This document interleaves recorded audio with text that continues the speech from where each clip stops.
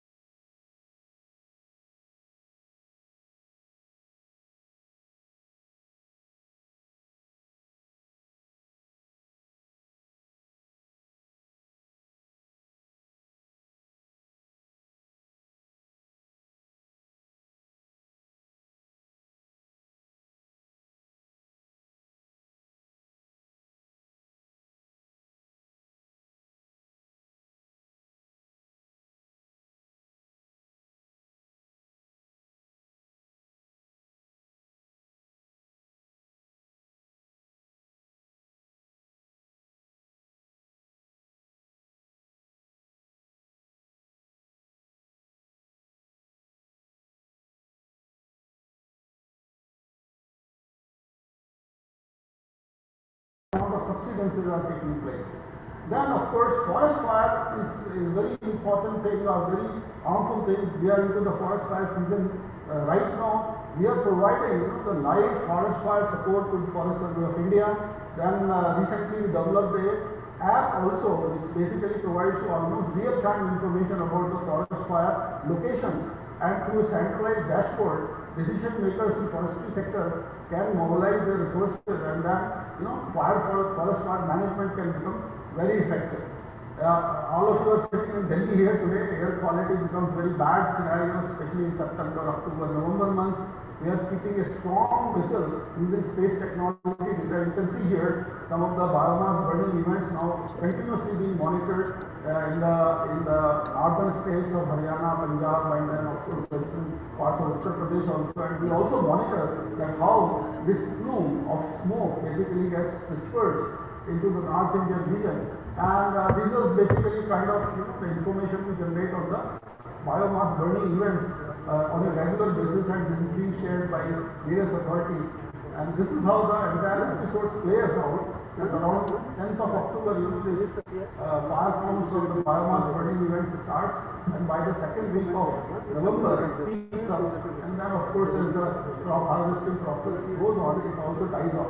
So all this science-driven data is now being provided. We have now National Air Quality Commission for NCR region. They are using these data sets in terms of keeping an eye on the sources of pollution. Energy needs are also very important, and geospatial energy maps have been developed at our Space Application Center and with other institutions also. So these energy maps, basically coming from different energy sectors, are also very useful for planning purposes. Renewable energy, especially in terms of mapping the solar energy potential. Solar potential energy app is also developed by companies from that. We will talk more about it. Work in the past. As far as digital identity in terms of Aadhaar is concerned, large amount of work now NRC is going to take up with UIDAI, where we are going to geotag all Aadhaar locations.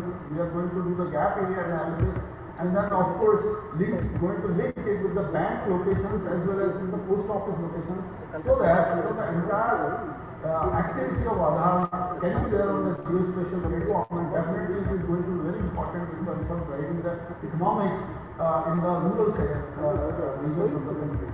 Most of these services are now being provided through your portal. I will not go into details of it. You can go to it. We are also going to now enable a mechanism where many of you will be able to download this data, because the new geospatial policies allow us that all the data which is created by the user-centered project should be available to the user community. So under that, we are going to open up very shortly, more than 30 or 40 products which can be utilized by various domain. I would like to close by informing you all that recently in the month of February, India launched this recent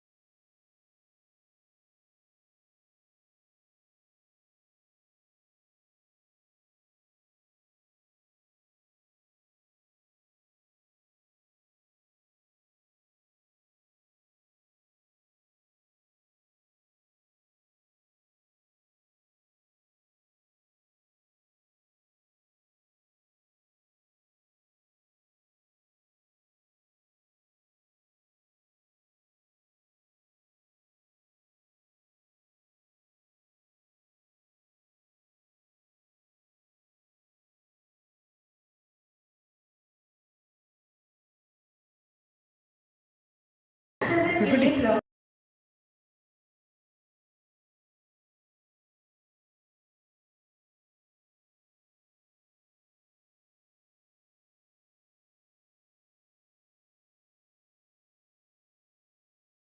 We would now be handing over the dais to Dr. Vijendra Patelia, Director, Punjab State Remote Sensing Center. Dr. Patelia is a multidisciplinary expert with key interests in applied research in natural sciences, geospatial and ICES technological applications for a wide range of user communities. A versatile and seasoned professional, he has over 3 decades of professional experience, possessing a rich and unique combination of academia, industry, and senior government administrative and management skills.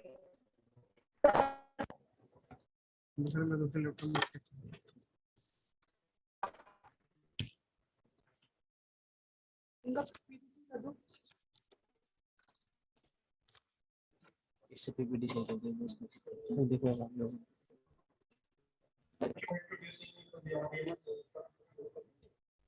Good morning, all dignitaries, delegates, and participants here in the hall, as well as those who have got chance to join of online also. Before I start my PPT, I would like to share that I am thankful to AGI for considering me to be speaker of today's meeting and giving this opportunity to share my views with all fellow geospatial professionals. Indeed, it is very warm and happy moment to get together and meet each other and see what we over the years and how different operations are performing well. So, a little brief about the Punjab apex body of the state and nodal agency of the Punjab state for providing the services and solution, not only just remote sensing, but it's a whole gamut of geospatial arena. We are also the partner institute of ISRO for doing the various research or national mission projects, and also various other national ministries like DST, where we are working together for various innovative and research-based projects. At the state level, we are touching each and every user agency or departments who require the support, data generations, and various other actions for their day-to-day need. Can I have slide, please? निकालो मत यार निकालो मत तो करो वो चल रहा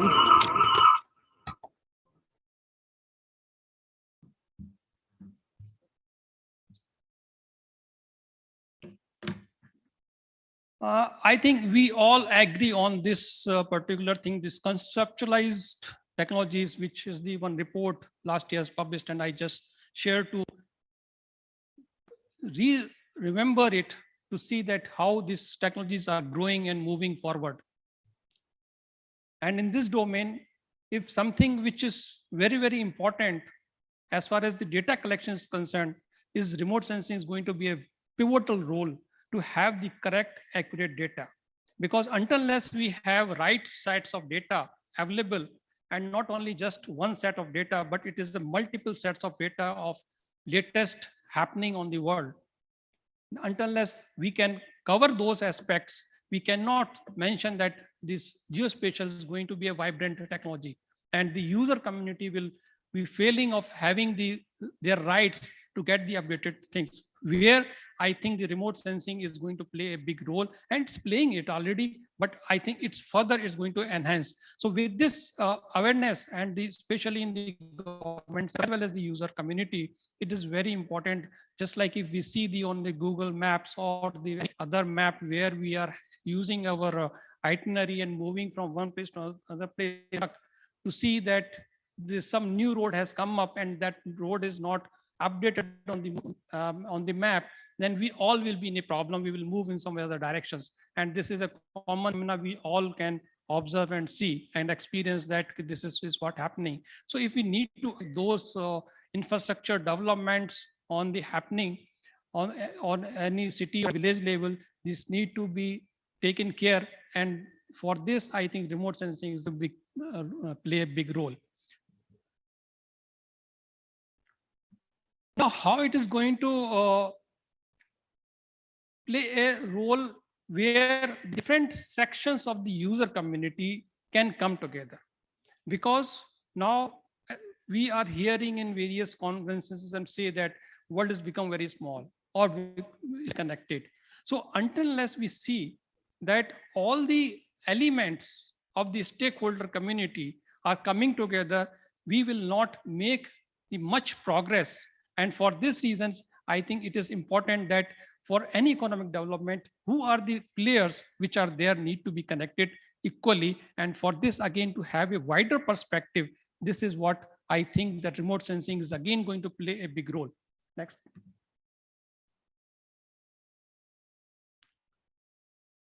And as I mentioned earlier, that data driven, because until unless now data has become a gold mine for all we know, and we agree on this.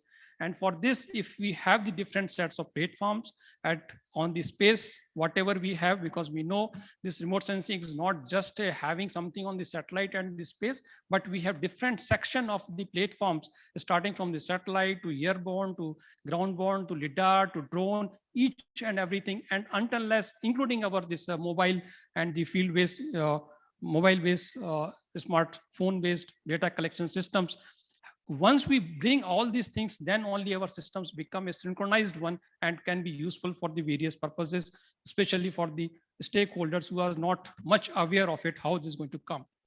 And if we see how we can see the industry is going to move forward and how it is going to impact on our economic growth, then we all are witnessing that increase in number of satellites has contributed to the research initiative. Whatever the research has happened in the past has now bringing the fruits for today's developmental activities.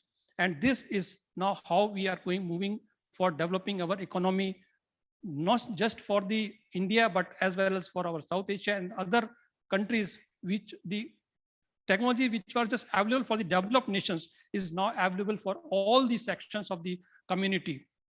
And of course, as we all know that artificial intelligence and machine learning techniques are boon for analyzing data, because as every day we are generating huge size of the data, and this big data analytics are required to be analyzed in a purposeful manner. This we already discussed at the areas which are having the geographic component. And I think these are the few areas we have about 80% of the utilization of the remote sensing data. There may be some other few more activities are there, but this is the main. Every section is definitely is going to require remote sensing. And for this management, if we really want to make our different service providing agencies to be self-strengthened, then this is what is going to happen. And then only we can make sure that all the agencies or local government agencies can become self-reliant and the informed planning and inclusive growth. If I am saying so, informed planning for today, how much we are aware. To share my own thoughts, that we have heard that smart cities are, but in reality, what is there? A smart city is not going to happen LED lights, not just to make some few parks. Is this our vision?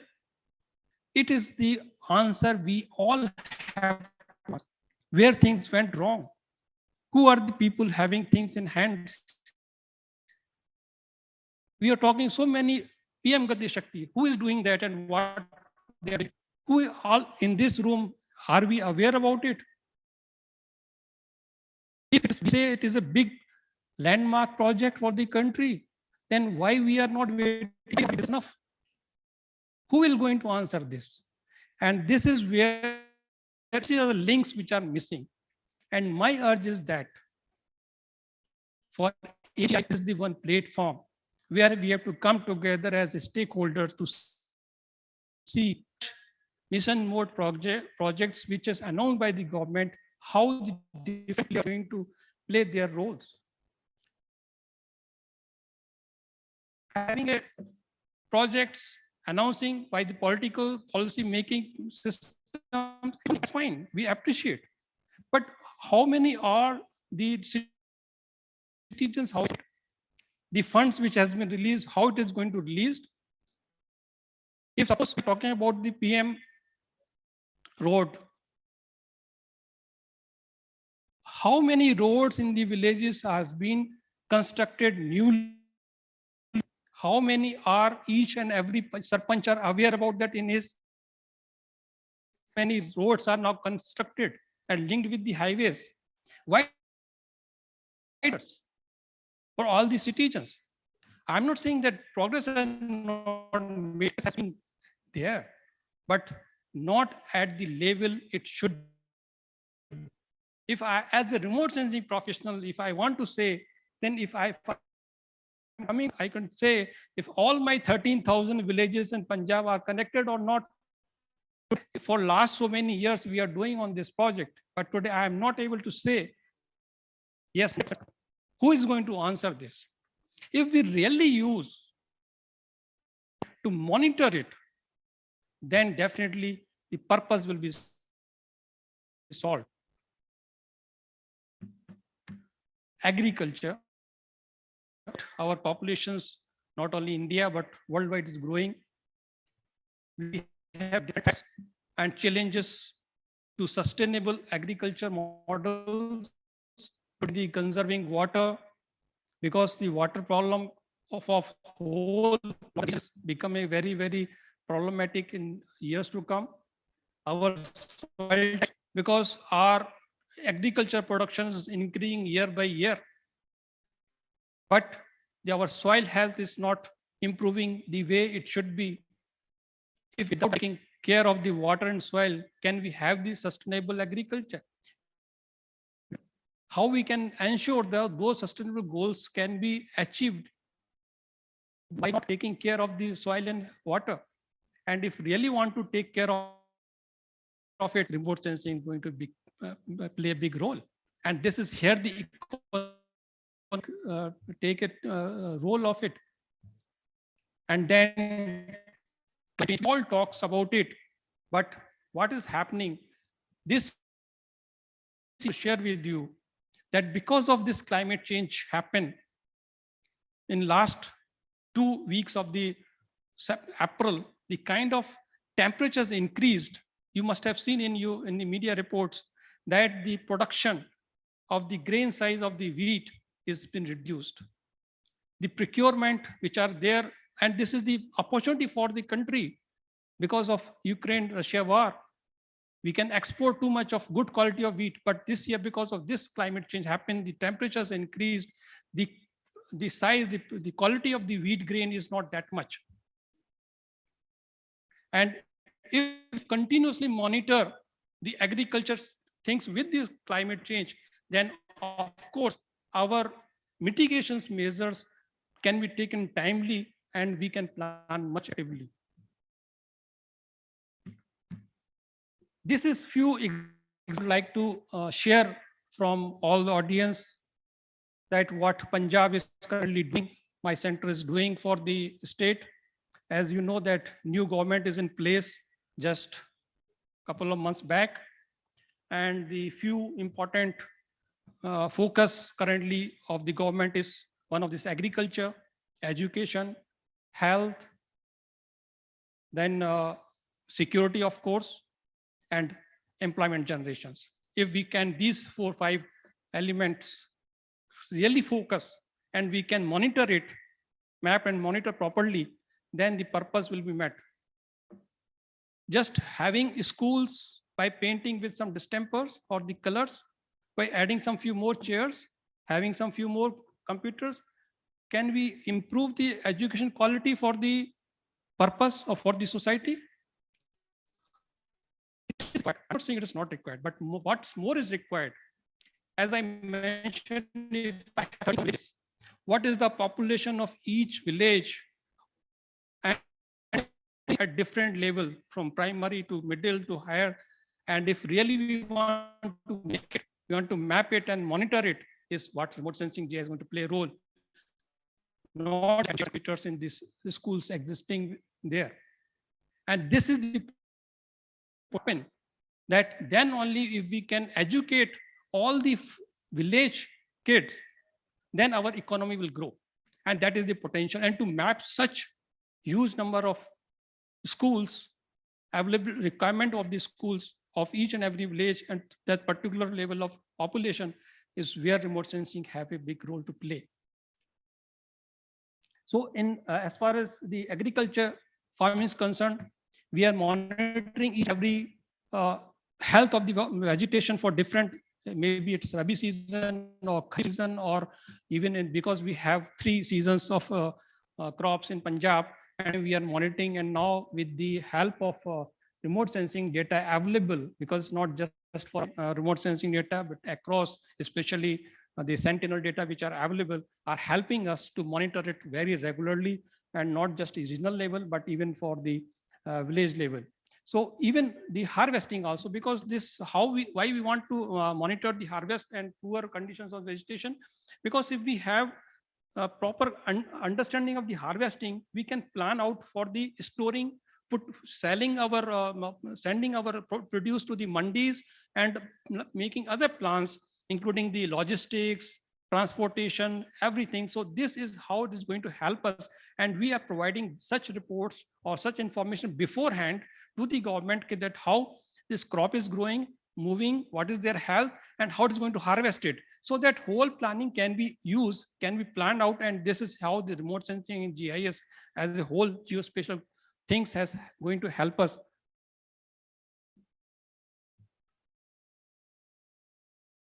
This is for, as I mentioned, the multi-year crop profile for giving locations. Okay.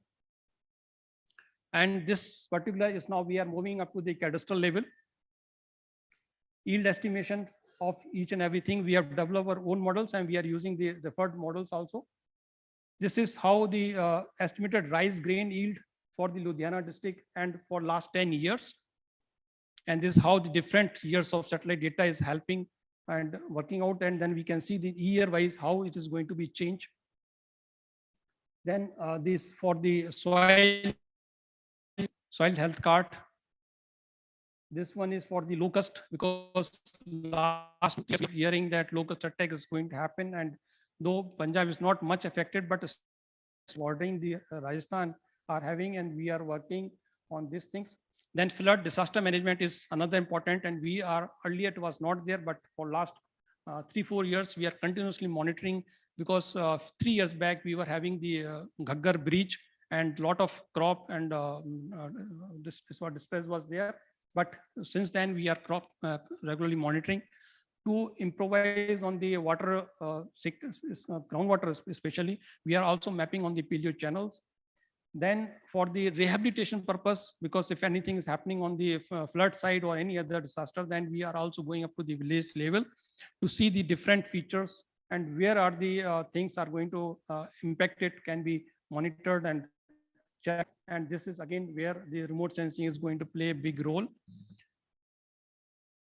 Of course, I am not going to touch upon the water source. So many people have spoken about that. In this region, we have problems, and this is the land resource management where various states are there, and Punjab, and we have covered all, not only the village but for the urban also different. We are going up to the cadastral level, and each and every feature information can be now available. This data is already available with the housing development websites.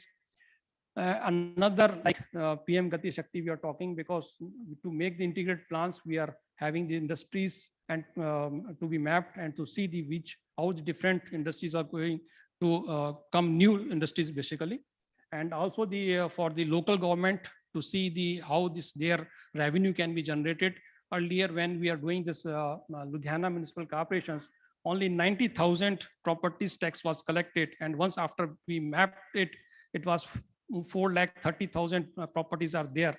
And after, if we can remove some of the small properties for which we are not going to collect the tax, still there are 3-4-fold of revenue loss was there, which is now able to think, and that is the reason this China was among the first 20 cities on the smart cities programs. Health, as the focus is especially on the health, and in health that we are already mapped all the health institutions from primary, secondary, city level, town planning, and what are the many patients can be served. All these things are still going on. Another to whom we are working for the society, and so that who are the social sections are there, for that what kind of support we are providing through the government can be monitored and mapped. And we already discussed this stubble fire warning. PRSC is one of the pioneer state in the country who has initiated the studies from since 2014, and now we are making to the national level also to make a synchronized data sharing mechanism. And this we are providing not only just having this thing, but also the different statistical model to take a decision at the different level, including from the patwaris at the village level to the chief secretary at the helm of the head of the state, to see these things. And then also the land wetland mapping. Unless we save our environment, especially the wetlands, it will not serve the purpose, because as we discuss about the challenge of the climate and other environmental parameters, these are very important. We are monitoring regularly from different temporal seasons, which is other important factors of the remote sensing, that not only just spatial or different resolutions, but this is every time for which purpose application we need, which kind of data need to be required to be mapped. And this is how we are temporal wetland ecosystems are changing, and is going to play a big role for the preserving the environment properly. Not only this, the another important factor, as I mentioned, some innovation and the program which are directly impacting to the society. Like this is the Satluj River. We have mapped each and every section of the Satluj River, which are where how much pollution is there. And this is there we know that from industrial waste, from the city waste, from the other factors which are impacting, are disturbing the whole ecosystem of the rivers, which this is one study which we have done using from the DST project, and which was quite well appreciated. And at the end, I only say that high quality remote sensing data powers effective decision making and effective policy making, thereby improving the land, which is the economic factor. If our citizens are empowered, then the economy is developing. And with the geospatial, it is possible to increase tax revenues, valuation and ownership data, because now new small satellites are going to play a big role. A lot of new startups, a lot of new companies are coming up with for small satellites. And I'm sure where the day will come that just like we have Aadhaar, we can have one more single identity from which our own assets and sources can be linked together. And this is going to be possible if we use various data available through the remote sensing mechanism. And if once we have the enable technologies like drones and AI, which can going to leap forward for their development.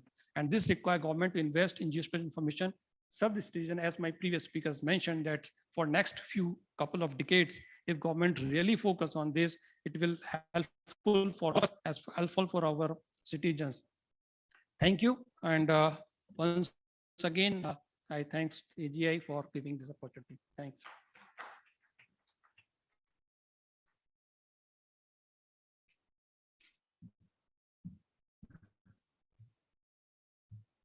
Thank you, sir. Data is indeed a gold mine, as you mentioned, and informed planning on the shoulders of remote sensing and other geospatial technology help make the best out of it. We would now be inviting Mr. I.M. Bahuguna, Deputy Director, Earth, Ocean, Atmosphere, Planetary Sciences and Applications Area from the Space Application Center. Dr. Bahuguna has, to his credit, more than 60 research papers published in reputed journals, including a co-authorship in a recent paper published in the Science Journal. He is a recipient of the ISRO Team Excellence Award for 2008 for his contribution in the Himalayan snow and glacier studies. Sir, I please invite you on stage.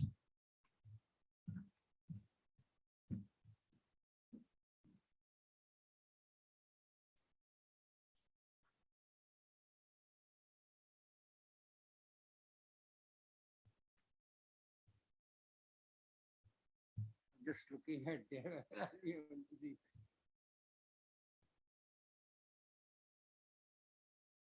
Good morning, all delegates to this Geospatial Leadership Summit, all the participants and delegates, guests. Good morning to all of you. And we have the presence of Director, National Remote Sensing Center, Dr. Prakash Chauhan, and all rest of the colleagues from Space, Director, Punjab Remote Sensing Center, etc. Now, about remote sensing, it is a session on harnessing remote sensing for geospatial, for economic development and economic growth of the country. And basically, I represent Space Application Center Ahmedabad. You know, you can say mother of all the remote sensing science, development, and applications in the country. And we are covering most of the applications related to land, ocean, and atmosphere, and also ventured into planetary remote sensing for a couple of years. In my presentation, I'll be just giving you an overview that in what way we are producing geospatial data and addressing to the needs of the nation through that, and you know how we are addressing various issues required for the country. And I'll say India is one of the very few countries really where geospatial data or the remote sensing actually has been used for finding solutions various problems, needs in the states, and also we are addressing science issues which are required globally, and we are really playing a very important role in the country ways. So coming to my main talk slide. Okay, you're saying that.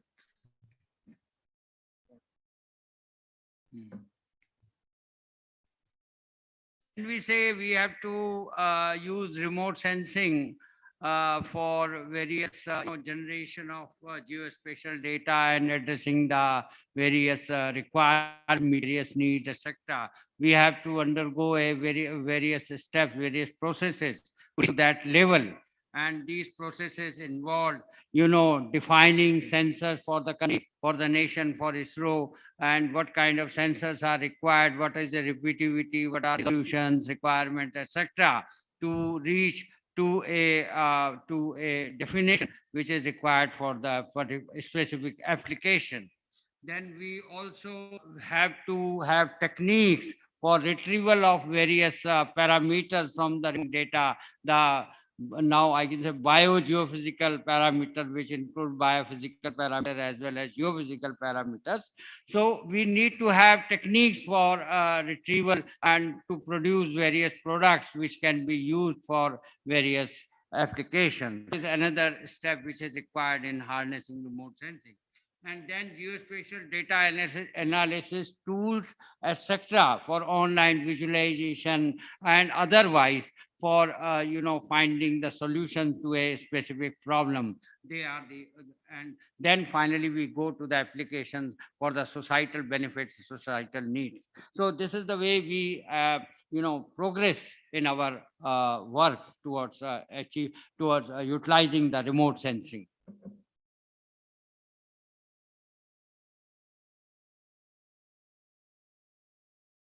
As you are already aware that ISRO has a series of satellites in optical region and optical spectrum, then microwave region, then radiometers, spectrometers, and then radar satellites, and in optical also the multispectral and the hyperspectral sensors are also being launched. And this is at various spatial resolutions and repeativities which are being done by ISRO for the you can always use the data from other countries, from other space agencies, but to have dependability on our own data is foremost for us. So that is the way we are progressing. And one of the most important, application in the country, in our country, has been, which has been, carried on for the last more than 4 decades, is the agriculture sector, for which remote sensing has given, contributed maximum, and it involves the crop acreage estimation, crop then, but earlier it was being classification techniques, and now these days AI based techniques, application, etc. And we have about covered 15 crops. We have to do much more for various crops. And then now because our goal has come down to a farm level, identification of the crops, so we are progressing in that way. So that is one of the major contribution in agriculture sector. We have, by producing the geospatial data of the cropped areas, we are contributing to the economic development or economic growth of the country by sharing the data with the various ministries. And then crop insurance, as has been discussed in earlier lectures, is one of the main application now going on, because various claims are made on the farm level, and how remote sensing can help in settling those claims, etc., is one of the major applications. Then crop analytics and to the farmers, we are giving advisories in terms of agromet advisories by deriving various products from the satellites, and then making a composite and making a probably shared with the various state Kisan Seva Kendra, etc., so that our products are being used by the farmers. And then agromet advisories. Now, that as far as agriculture is concerned, local level solutions are also being found by using drone data, etc., and then by using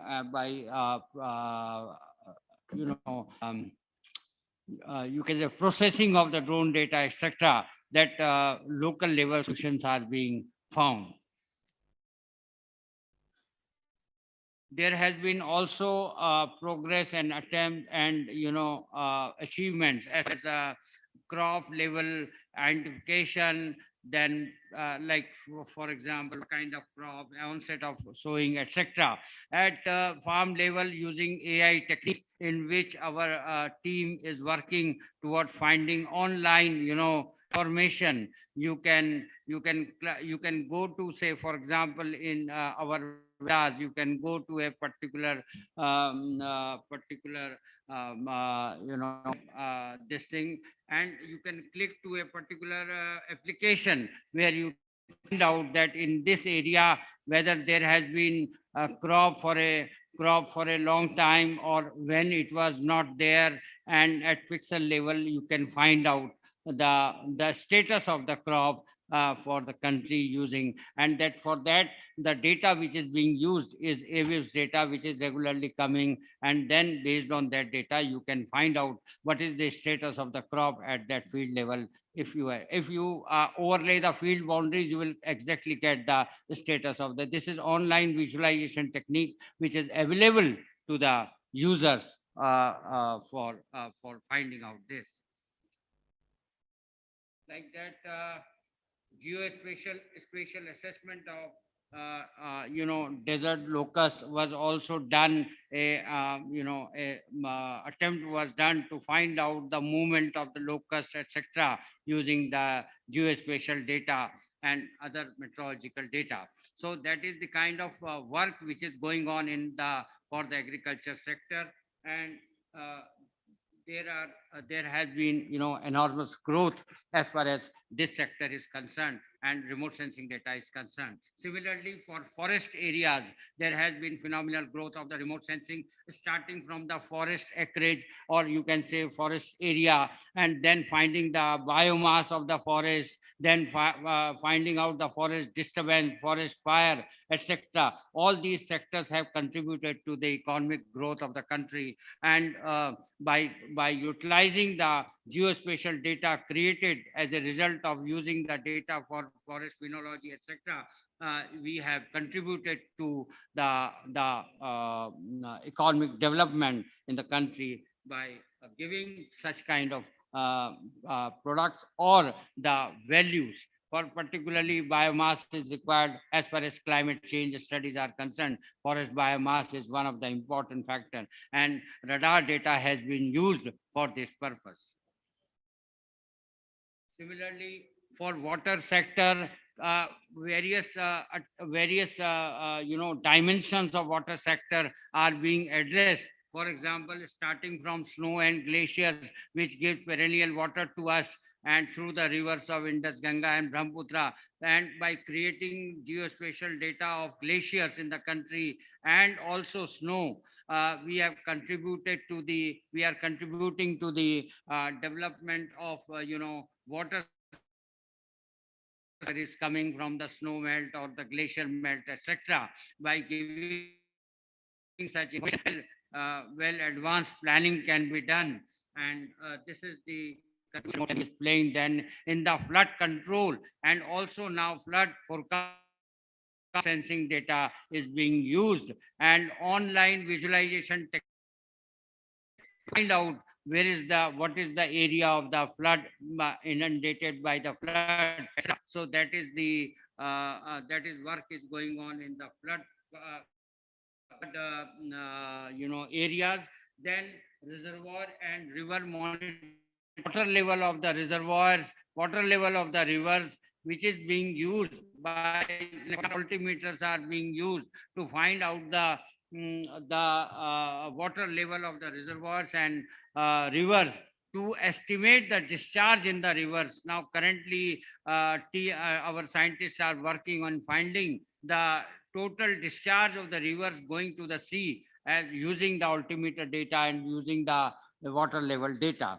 So these are the techniques which are being used, geospatial techniques in the water sector. Another application, which is the groundwater, and groundwater is one of the important. We started remote sensing with groundwater mission, national drinking water mission, and it is now using the advanced techniques on the groundwater part, which is very important part of the water sector.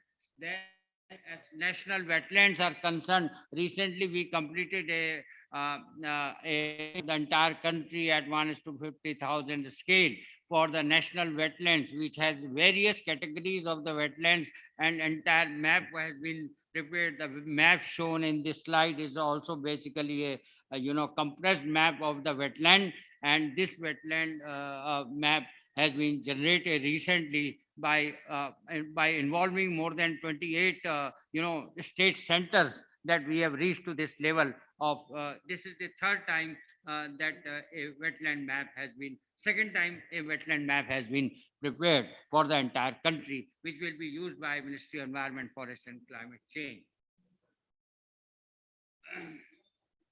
Now, for flood risk assessment, etc., AI techniques are being used to identify those areas which are flood inundated or flood prone, etc. That is the work.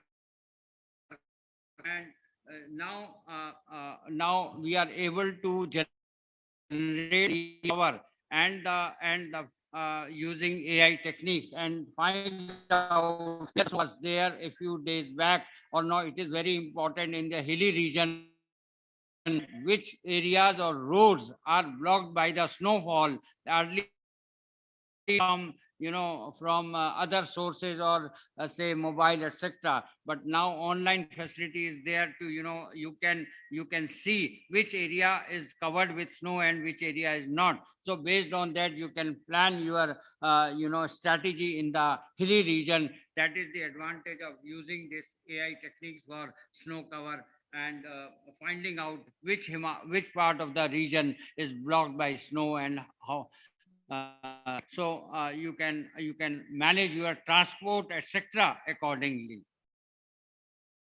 Now, in urban sector also, remote sensing is playing a role as far as planning, infrastructure, and other things are concerned in the urban hydro. And this is very important. This is going to be most important sector in coming years in the country. And we have the enough techniques and the expertise and used to generate such kind of geospatial data for urban planning and urban infrastructure, which can be used for the various planning of the urban cities. So that is the work which is going on in the urban sector. Like that,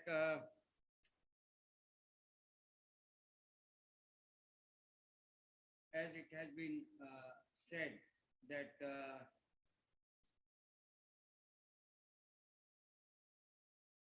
is moving forward.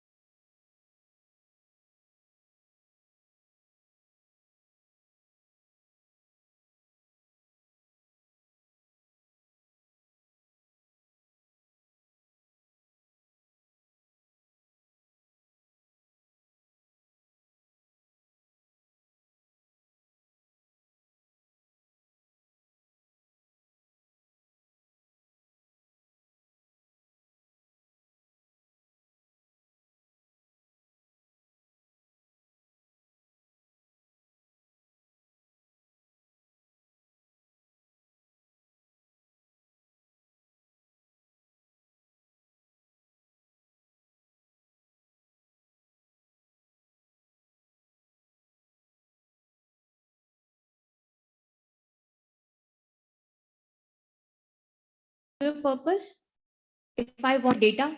Yes, it is in principle available.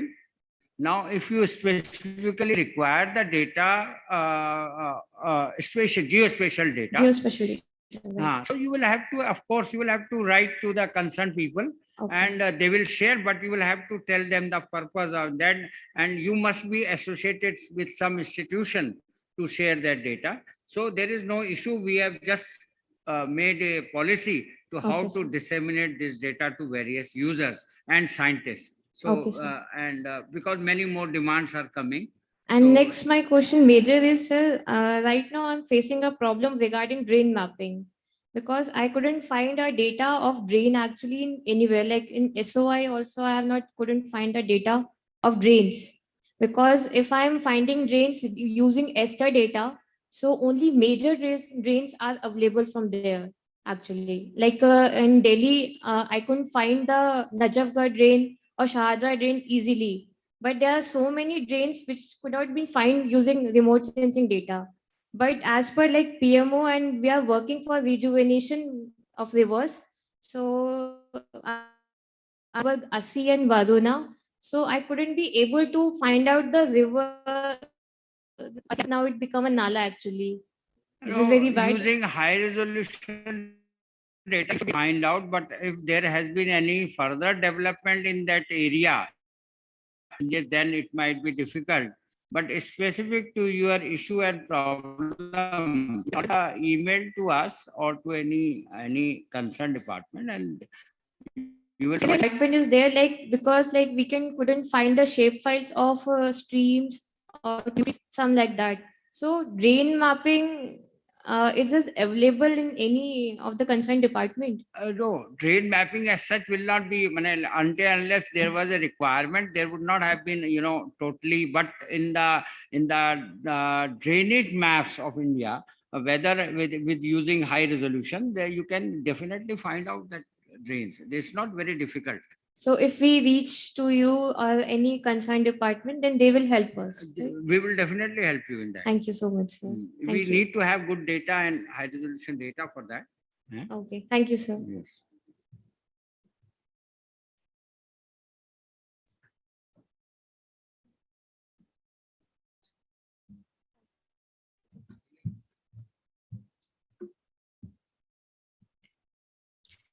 Thank you for highlighting the myriad technological applications of remote sensing in conjunction with other advanced technologies for various environmental, social, and economic sectors. Let us now invite on stage Mr. Jayachandran Mani, Project Director, Karnataka State Remote Sensing Application Center. Mr. Jayachandran holds a BE degree in Geoinformatics from Anna University and has completed his post-graduation in Digital Photogrammetry and GIS. He joined KSR SAC in 2016, responsible for the implementation of Karnataka GIS program, mission to integrate all geospatial activities across the departments of Karnataka and a unified geospatial applications portal for various business activities.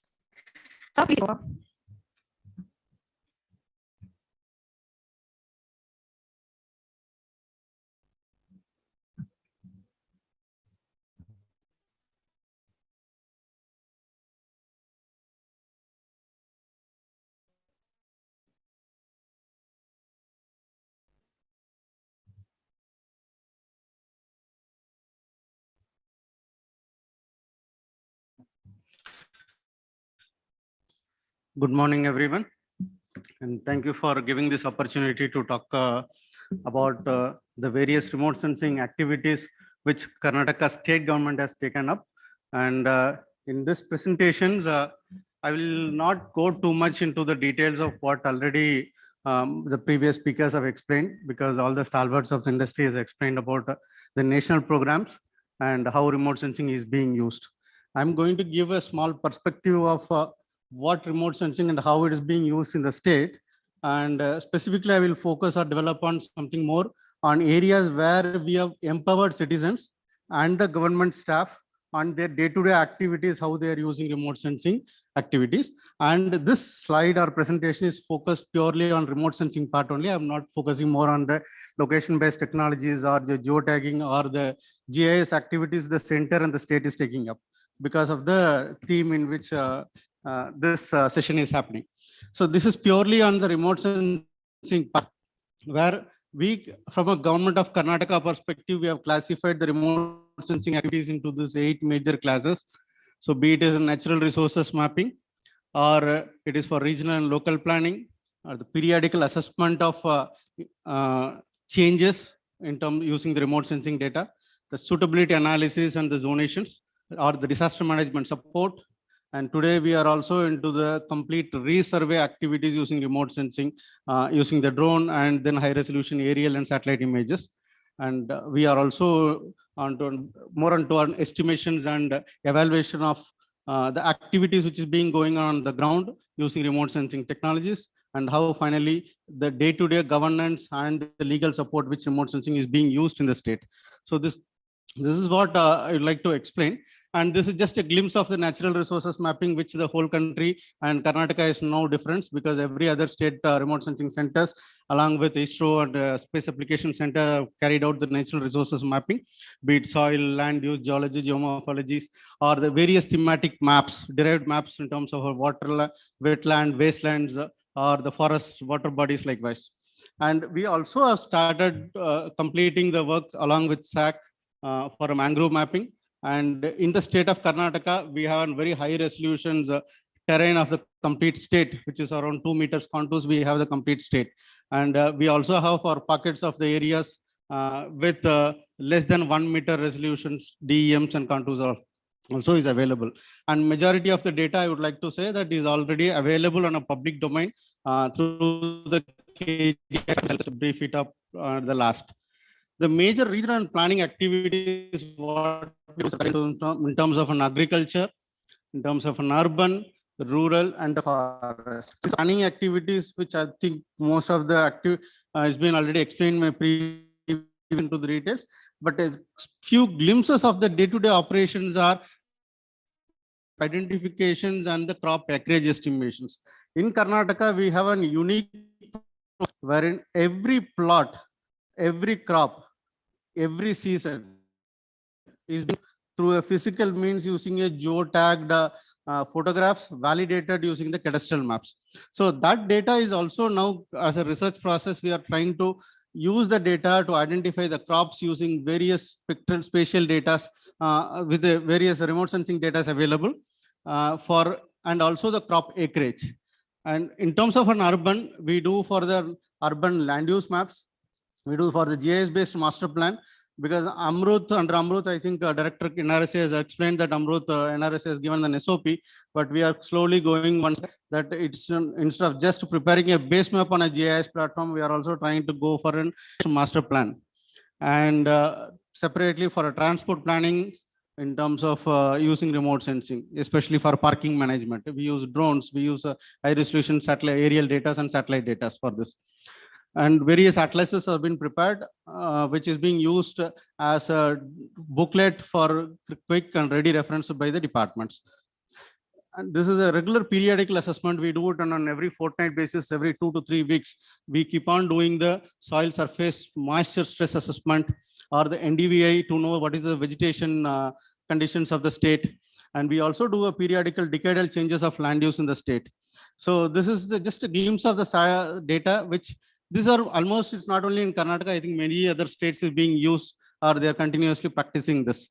So the next level of an activity, what we are also into the suitability studies, which are specific in terms of a groundwater potential zones. Earlier with NRSA, we have done it 1:50,000 scale. Now we are doing it 1:10,000. Further, even to an extent, we are going to map, we are actually capturing all the bore wells in a Grama Panchayat and then preparing a groundwater potential map, correlating that with the remote sensing inputs and making it available through a platform, a mobile application platform for the citizens, where they can know what is the in their cadastral form wise, what should be the estimated yield and depth of a groundwater which they can expect approximately. So that is how we are now going towards taking it to 1:10,000 and better scales up to 4,000 scale. And then flood hazard zonations. In Karnataka, using the DEM, what we have a 2-meter DEM, for all the river plains in Karnataka, we have made a flood zonation maps in terms of a 2-meter zone, 4-meter zone, 6-meter zone, and it has been validated and evaluated during the Krishna River floods 2 years before. And in terms of an industry, in Karnataka, we use remote sensing data to identify the open lands. It is not only the GIS perspective. We identify the open lands, correlate that with our land record system called Bhumi, which is spatially available to identify contiguous large areas also, because these are all being used by the department for identifying the areas where they can do land acquisitions, where there are government lands are available in plenty, and where the land use is not affecting the day-to-day agricultural process. So this is one area which regularly very often, almost like every 2 months or 3 months, whenever a major decision is being taken in the government, these kind of activities are being carried out, and there is a regular flow of remote sensing data coupled with the GIS inputs are being used for it. And when it comes to the forest, I'll say this is one unique case studies in forest, maybe I'll cover up later. We do sites for afforestations. It's not because we have a budget. Every time, every year, there is a budget is being announced. Okay, so many crores are going to be given for afforestations.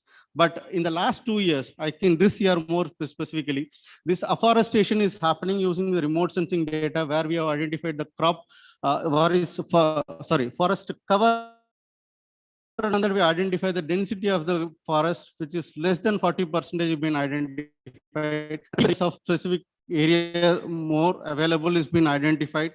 It is given to the range. These are the areas which you should focus, wherein they have to give the species also, what types of hectares they are going to plant it.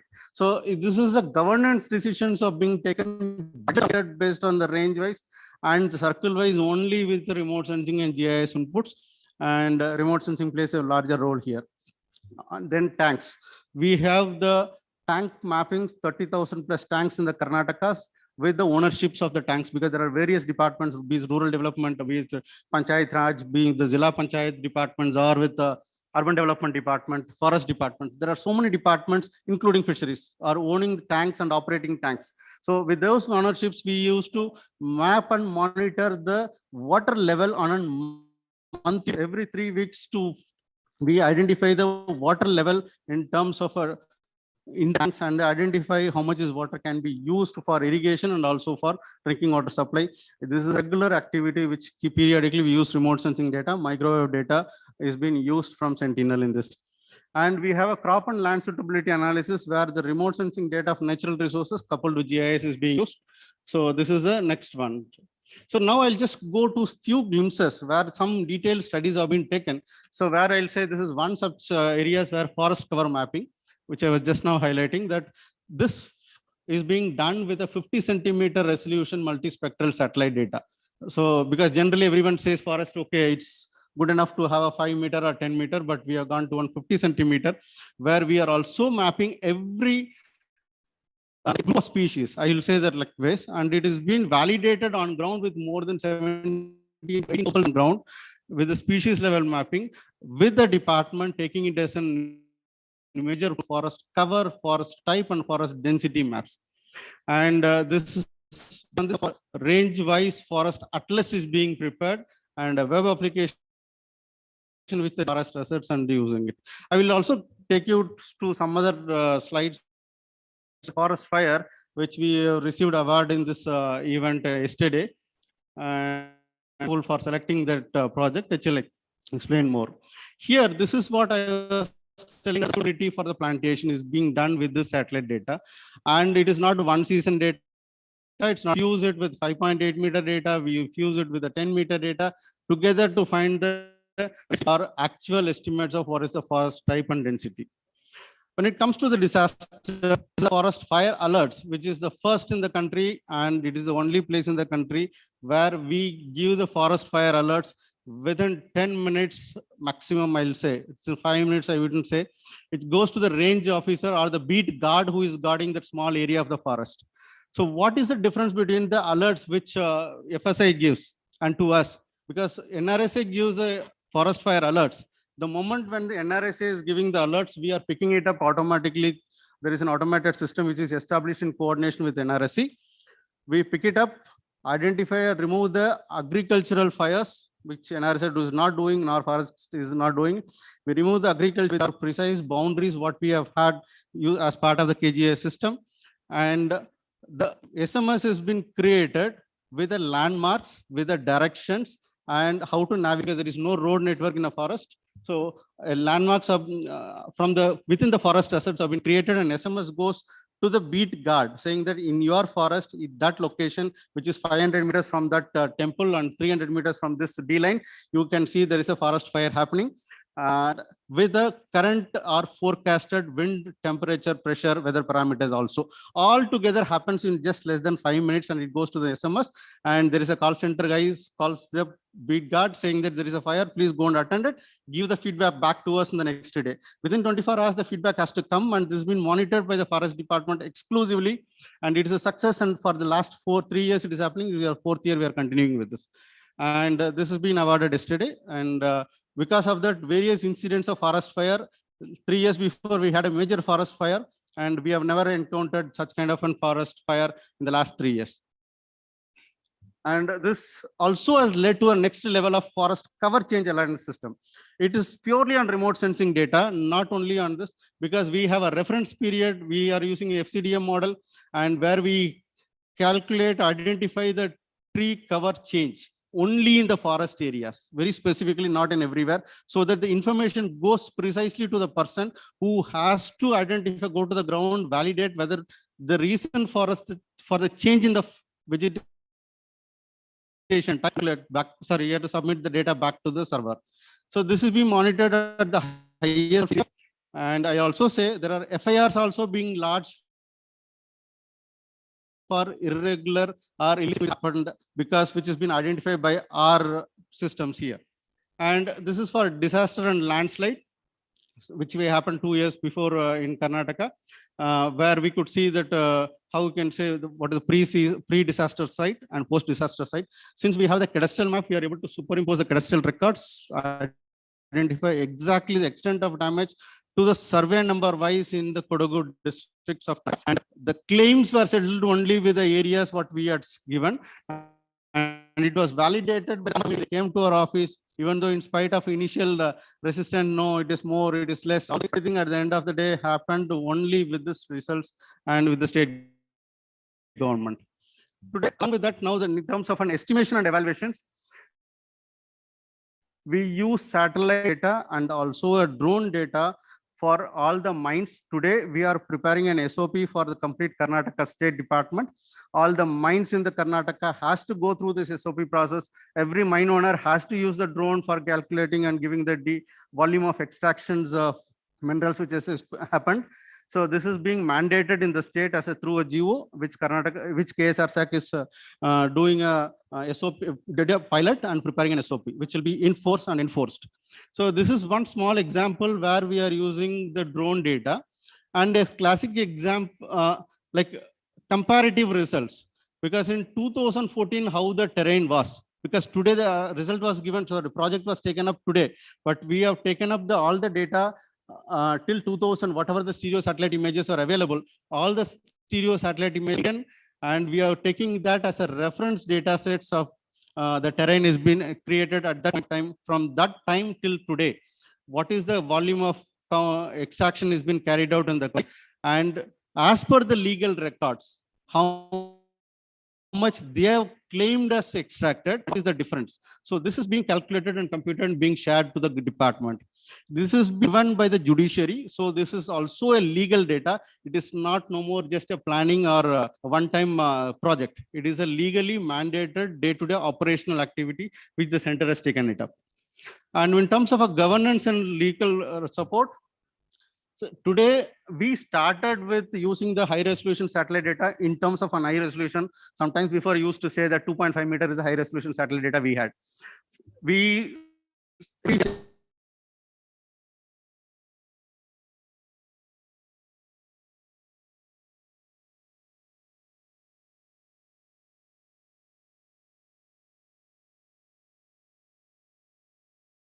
now today we are even repositioning that with the drone data and the high resolution satellite data, images which the Karnataka state has taken up recently. And for the urban and the village settlement areas, we do the land parcel mapping using the satellite data for bringing them into the tax net, which is being done by the Karnataka State Department. And for the urban development area department, that means only for the town areas, already this is being tendered out, and the industries, I think some of the industry partners here also is working with that. Some work has been already started, some was in the process of initiating in the next phase. So that's being done. This is now taken to the next level in the highly dense urban areas for like Bangalore. We are using drones. Already 40 watts of the data has been taken and completed. Mapping has been done using drone, and PR card, the legal property cards have been already started being issued by the Survey and Settlement and Land Records Department.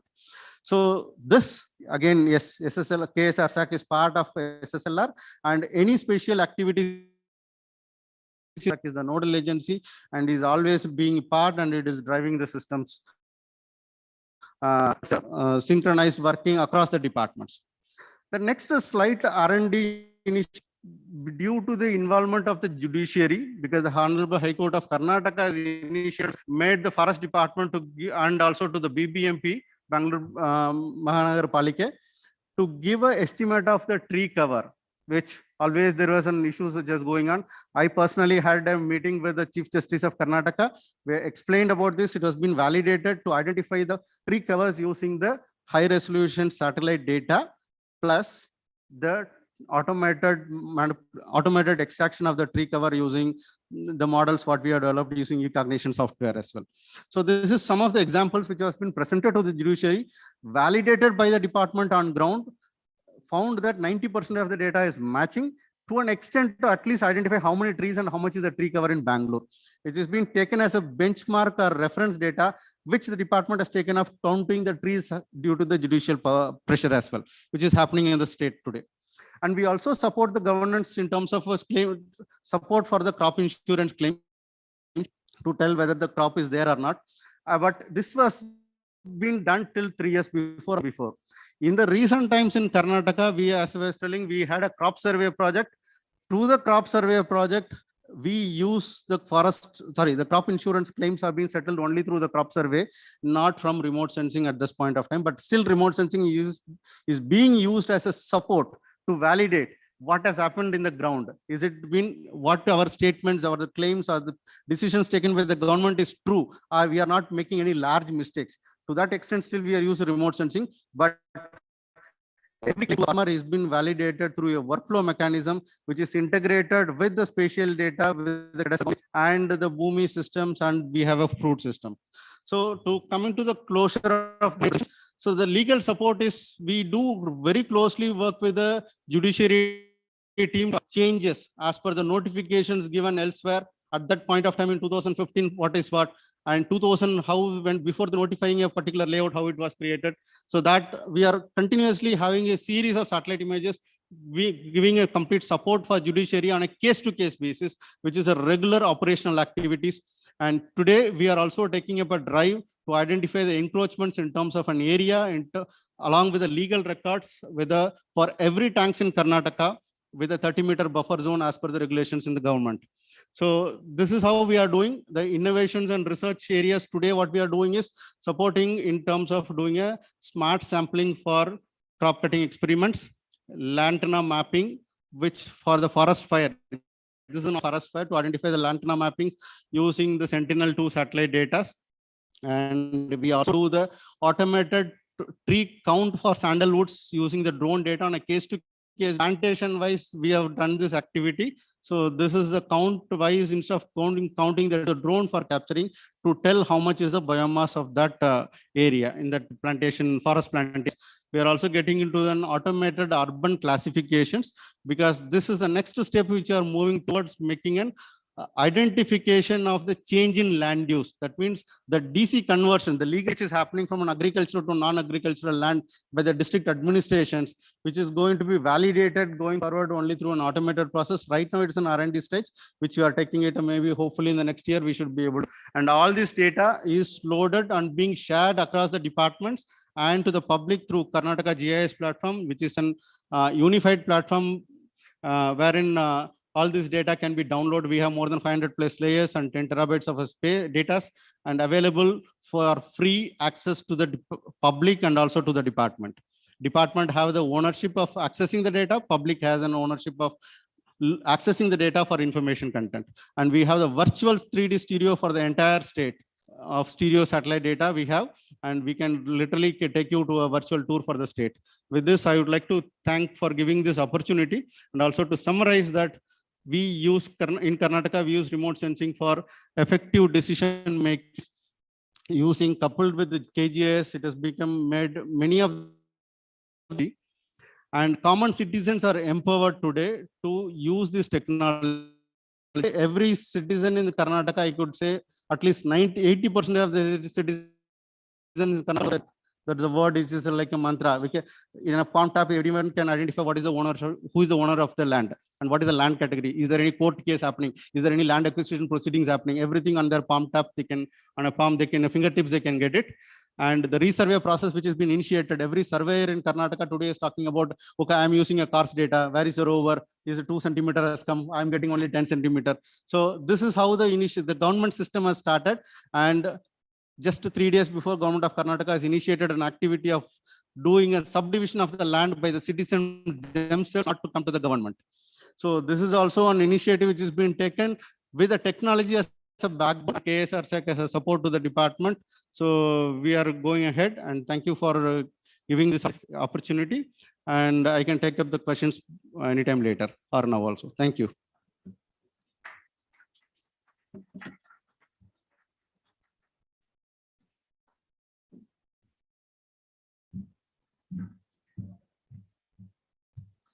Thank you, sir, for your wonderful insights. I now request on stage Mr. Sai Arul, Head of Sales for SARC and India from Maxar Technologies. Mr. Sai Arul was with IBM for 8 years, where he was part of the strategic deals team for government, before which he was a colonel in the Indian Army. He has varied experience in business development, project management, IT operations, planning military telecommunications, electronic warfare, and electronic intelligence technologies. Sir, please take over.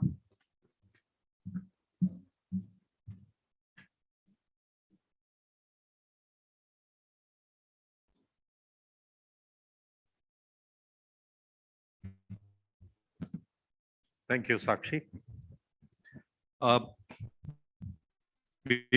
The stellar work being done by various states and our national asset, which is ISRO. And there's no technology usage and by various states towards betterment of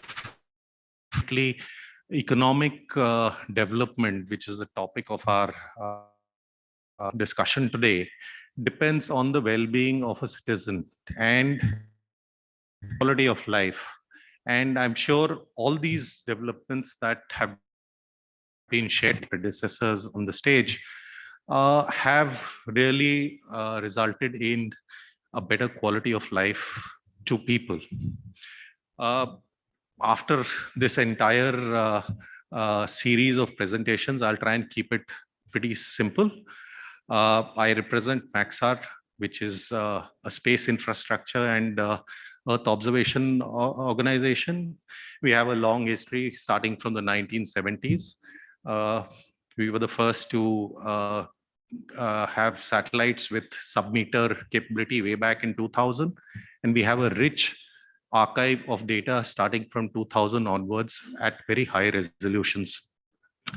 From the sub-meter to what we have currently, which is at 15 centimeters high definition. So obviously, application domain of some of these leads to exploitation for all the applications that were shared.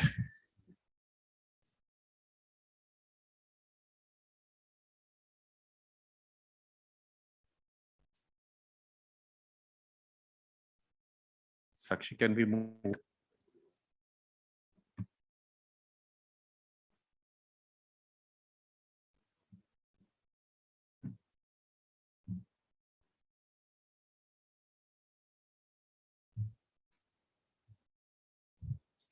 So going by what has been told by all my the speakers earlier, there are diverse application domains for remote sensing, and some of them are listed on the viewfoil.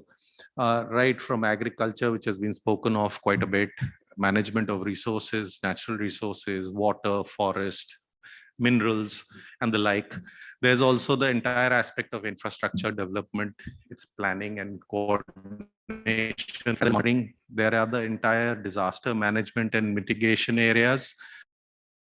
One of the areas that was not really discussed was the economic, which again technology could help with, and some of the typical cases include exploration, especially for natural resources, right? Use cases transcend the entire cycle of any, whether it is the planning phase, where whether it is planning for management of natural resources or for building infrastructure. There is a need for information to be able to plan it. So for example, the National High Speed Rail, which is a customer of ours, uses high resolution imagery to plan out the alignment of the corridors, the rail corridors. What it enables is a pre-assessment of alignment to avoid settlement areas which will have high land acquisition costs. How much is to be cut, how much is to be filled, estimation of the entire cost of a project, and the like. Moving on, for example, the next phase is of monitoring. Monitoring the project itself, which a photograph definitely is, and what we provide or what is possible through remote sensing is actual evidence of it being implemented, its status, and could be used as a tool to monitor project management, payments, and the like. Some of the large donor agencies like the World Bank and Asia Development Bank and stuff, they subscribe to imagery of projects they sponsored to verify reports that come from the implementation agencies with actual status on ground. So that's an important area to check the leakages possible in a system. There is that entire monitoring which extends to the operations and maintenance phase of any activity, whether it is agriculture, mining, infrastructure, all of them. That's another domain that is very important. Say, for example, a fiber network has got to be maintained. If you have accurate layout mapped on accurate map, you know where it is, where the assets are, where the alignment is, where the maintenance is required, and the like. And the last and most important is the impact assessment. So most governments and larger organizations struggle with trying to find out the actual impact that a project has had. And that's where, again, technology and remote sensing technology could very well be synergized, bring out those insights as to the efficacy of a model implemented, and make course corrections, acts as a feedback loop into any. Some of the real world advantages that actually come about by the use of remote sensing, and we are comparing it with physical inspection, which is also important, as well as other aerial platforms. Typically, it's the wide area coverage that is possible through remote sensing assets. It's the phenomenally lower costs as compared to any other technology, and this is to be compared with the fact that the remote sensing technology has advanced to levels where we are down to 15 centimeters in terms of resolution, which finds a lot of there's a very slight variation between aerial platforms and what is possible through satellites. And there are the entire ways to enhance imagery, refine edges, features that you want to extract. The biggest advantage is the speed in which you can acquire the data, such that, typical repetitive monitoring use cases would require capture of data at defined intervals, or even if you're doing it once, the speed at which it could be done stands to a lot of advantages over any other method that is currently being utilized in the country. There is obviously the advantage of repetitive coverage, which with a satellite you could do it at the push of a button, along with the allied the speed, the costs, and the area coverage advantages that I spoke of. So with that, I'll just come to certain use cases in those 4 areas of planning, monitoring, and ops and maintenance. One is a use case of Philippines, which is a nearly 7,000 islands, a distributed area where they use satellite imagery, very high resolution satellite imagery, to build models for the entire infrastructure planning.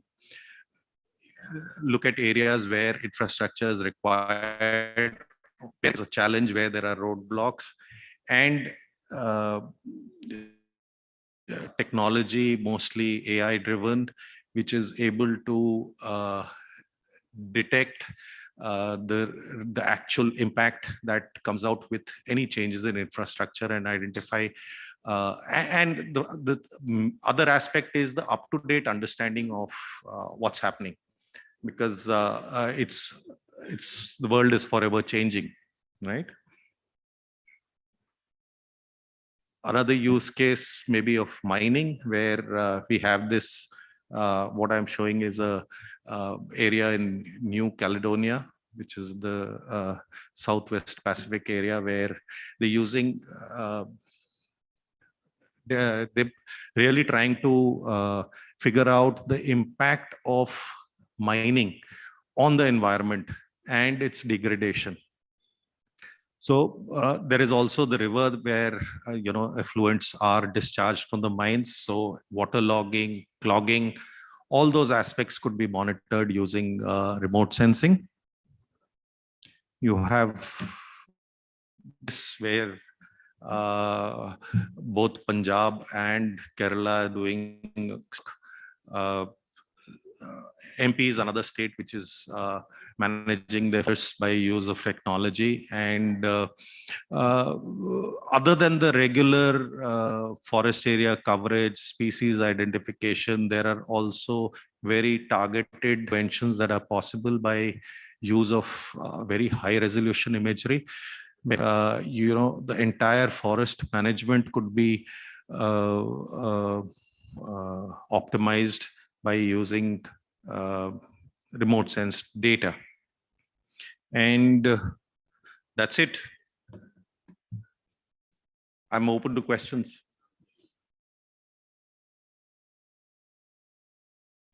Thank you.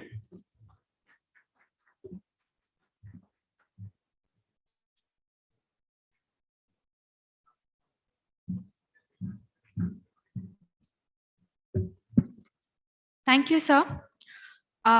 Unfortunately, our speaker of the day has not been able to join us because of sudden illness.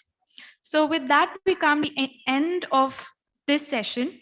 I would like to reiterate my thanks to all the speakers for sharing such brilliant insights, recommendations, and aspirations with us all. Ladies and gentlemen, we would now be proceeding for a brief coffee break before resuming our next session for the event. May I please request you to proceed to the foyer area? We can all grab our cups of coffee and meet again here in 15 minutes. Thank you.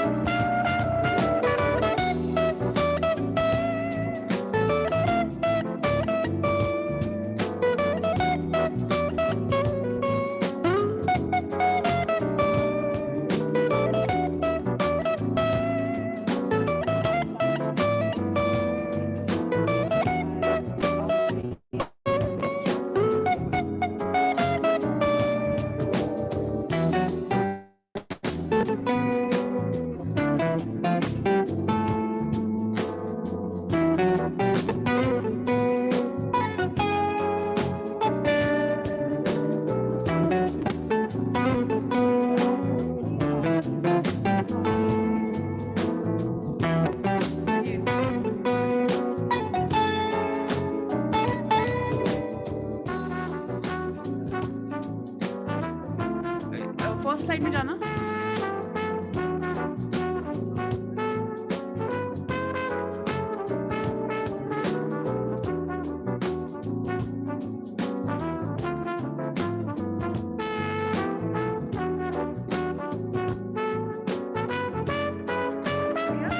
भैया back जा सकते हैं कैसे?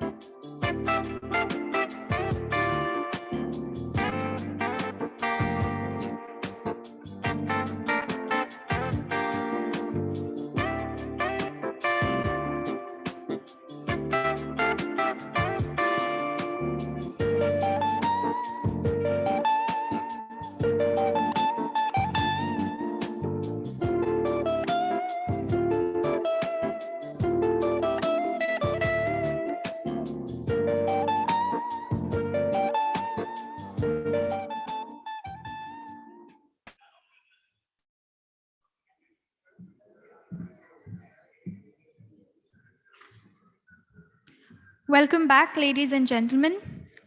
I would request everyone to settle down, please, as we begin with our next session for the day.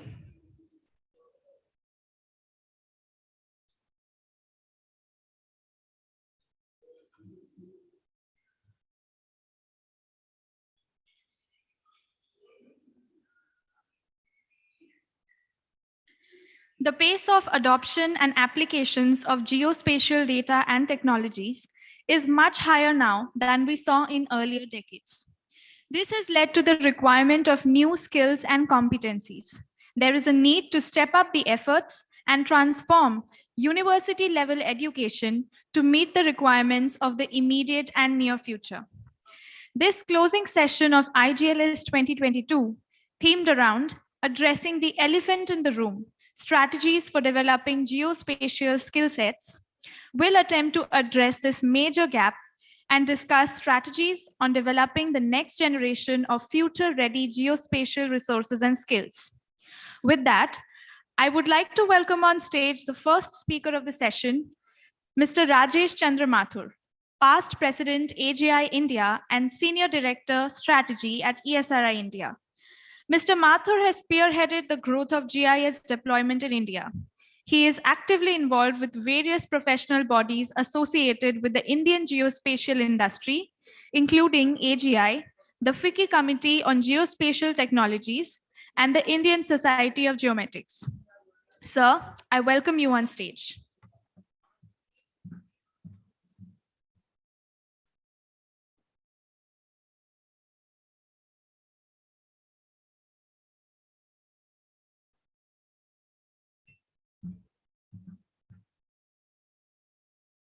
Good afternoon and welcome back to this session. You know, last evening when Megha started moderation of the last session of the day, she remarked, we kept the best for the last. I would like to add my tribute to it and say, you have kept the most important for the last. And I'm saying is because of this reason. Our industry has grown amazingly in the last 2 to 3 decades. However, the community which has really provided the fuel for this growth are the academic institutions who provided us with the skilled manpower as we're driving an agenda to evangelize geospatial technologies, increase adoption grow the usage and so on. While we from the industry were working on growing the industry, these institutions were busy training manpower to support our initiatives.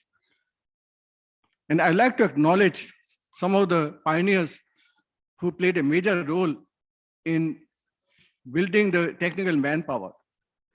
And some of them are Professor IBM Mulli Krishna of JNTU, Professor Anjana Vyas, CPT University, Professor Venkat Raman from IIT Bombay, from IIT Kanpur, Professor Bharat Lohani, and I recognize that he'll be a speaker in this session. Also, I don't know how many of you remember Dr. Natarajan of Anna University, also director of IRS at that time, late Brigadier Khanzode of Symbiosis Institute of Geoinformatics, Professor Majumdar of Symbiosis, and now Dr. T.P. Singh, Professor Ghosh, Professor Garg, Professor A.K. Saraf of IIT Roorkee, Dr. P.S. Roy, Dr. Dadwal, Dr. Vayam Krishnamurthy, and now, and more recently, Professor or Dr. Prakash Chauhan. Last but not the least, Professor Ashwani Gosai of IIT Delhi. Without their contribution, I don't think we'd have got the kind of manpower that the industry needed as we carved out our growth strategy. Let's see how large is the industry today. I would like to start with a quote, "Ye dil mange more." You've done a lot for us, but the industry has grown. So we clearly need a lot more of the manpower which was required earlier. As per an estimate of Geospatial Media Study done in 2018, the total manpower deployed in the geospatial domain was 251,000 across different roles and across different profiles. And this number is expected to grow to around 970,000 by 2025. While numbers are important, I think it's more important to map some of these numbers on the skill pyramid to see where is the, well, which is the elephant in the room, so to speak. At a very broad level, there are three kinds of role holders in the geospatial fraternity. And I'm not including here the surveyors and disaster operators. They play a very important role, but for the purpose of the discussion, I'm talking about these three profiles. At the bottom of the pyramid are the programmer, the analyst, the people who configure the commercial off-the-shelf software to specific requirements. In the middle of the pyramid, we have solution architects, image analysts, database analysts, and so on. And at the top of the pyramid, an extremely important role, we have the program managers and the project managers and people like that. These are the people who design large enterprise systems running on the web or the cloud. They align it to the requirements of the users based on the domain in which they're operating, integrating it with other information systems, the enterprise platforms, and so on. And clearly, one of the competencies that they need would be domain expertise. If they talk to a person in a municipal commissioner, they should know what are the challenges a municipal corporation faces where geospatial may have a solution available. The solution architects, again, need to have domain expertise, but they also need to have good capability in design, system design, knowledge of RDBMSs, commercial off-the-shelf software, or open source if that's what they're using, and of course, web and cloud. A deep application knowledge and a deep knowledge of not just geospatial, but also mainstream IT. And at the bottom of the pyramid, the developers and the programmers, of course, need to understand the core software on which they're going to be working, programming languages, because all the work involves now programming in different languages, also with scripting languages, Python, JavaScript, RESTful APIs, and so on and so forth. So they need to have good, deep knowledge of those technologies also. What are some of the challenges we are facing, the industry and the user community? I'm sure you would agree that there's an acute shortage of high caliber geospatial professionals in the industry. people who have a deep knowledge of the technology, good understanding of various domains, at least some of the domains, all of them is impractical, and also a good understanding of current trends in technology, AI, machine learning, deep learning, augmented reality, real-time GIS, that is IoT, and so on and so forth. Because of the shortage, we're also finding high level of attrition, which is also today is something that's happening in the mainstream IT also, and geospatial is no different. And also coupled to that is because there's a shortage of manpower and there's high attrition, the costs are rising. As per a survey done by Accenture for WEF, World Economic Forum, they determined that the IT manpower demand today is 8 times the supply. So all this that is written on the slide on the top is very obvious when the demand totally outstrips the supply. Also, we often find that there are certain gaps at the entry level. The students who come out of in universities, while they have good knowledge, they have good understanding of the technology, but there are few gaps. For instance, technology is constantly evolving. New trends are emerging, new development tools are being offered in the market. It's getting integrated with various other subsystems. It's adopted all the current developments in mainstream IT. However, some of the courses haven't kept pace with that, and therefore students have to be retrained for maybe 4 to 6 weeks before they can be assigned to a project. Also, oftentimes we find that students have very limited knowledge of IT and domain. What really means is a need for a curriculum review. And I won't go details on that, but to deliver the revised curriculum, we also need to conduct refresher courses for the faculty to equip them with the necessary skills and understanding of technology to deliver that training. And often when I speak to university professors, I find that they are not very happy with the quality of students who are opting for geospatial courses. It's certainly not as sought after as computer science, which is expected because computer science offers a much wider choice of careers. But the kind of opportunities that exist in geospatial domain, I think as an industry, we haven't done a good job of educating prospective students on the kind of opportunities that are waiting for them in the event they opt for a career in geospatial. Now, all this that we discussed so far is about what I may call the supply side. Let's expand the discussion or extend the discussion to take a 360-degree view of the whole ecosystem by bringing in our user organizations also. Because I believe there's a need for, maybe skilling is the wrong term for them, but a need to expose the technology to them also, so that when they take decisions, they are more informed about what this technology can do for them. At the top of the pyramid are the approvers, the senior officers in the government, the CXO level persons in corporates who approve budgets, who approve investments, and also who are the ones who will be finally benefiting from the geospatial. And typically these are senior bureaucrats, principal secretaries in the state government, mission director in the central government, mission director for smart cities, Swachh Bharat, and so on.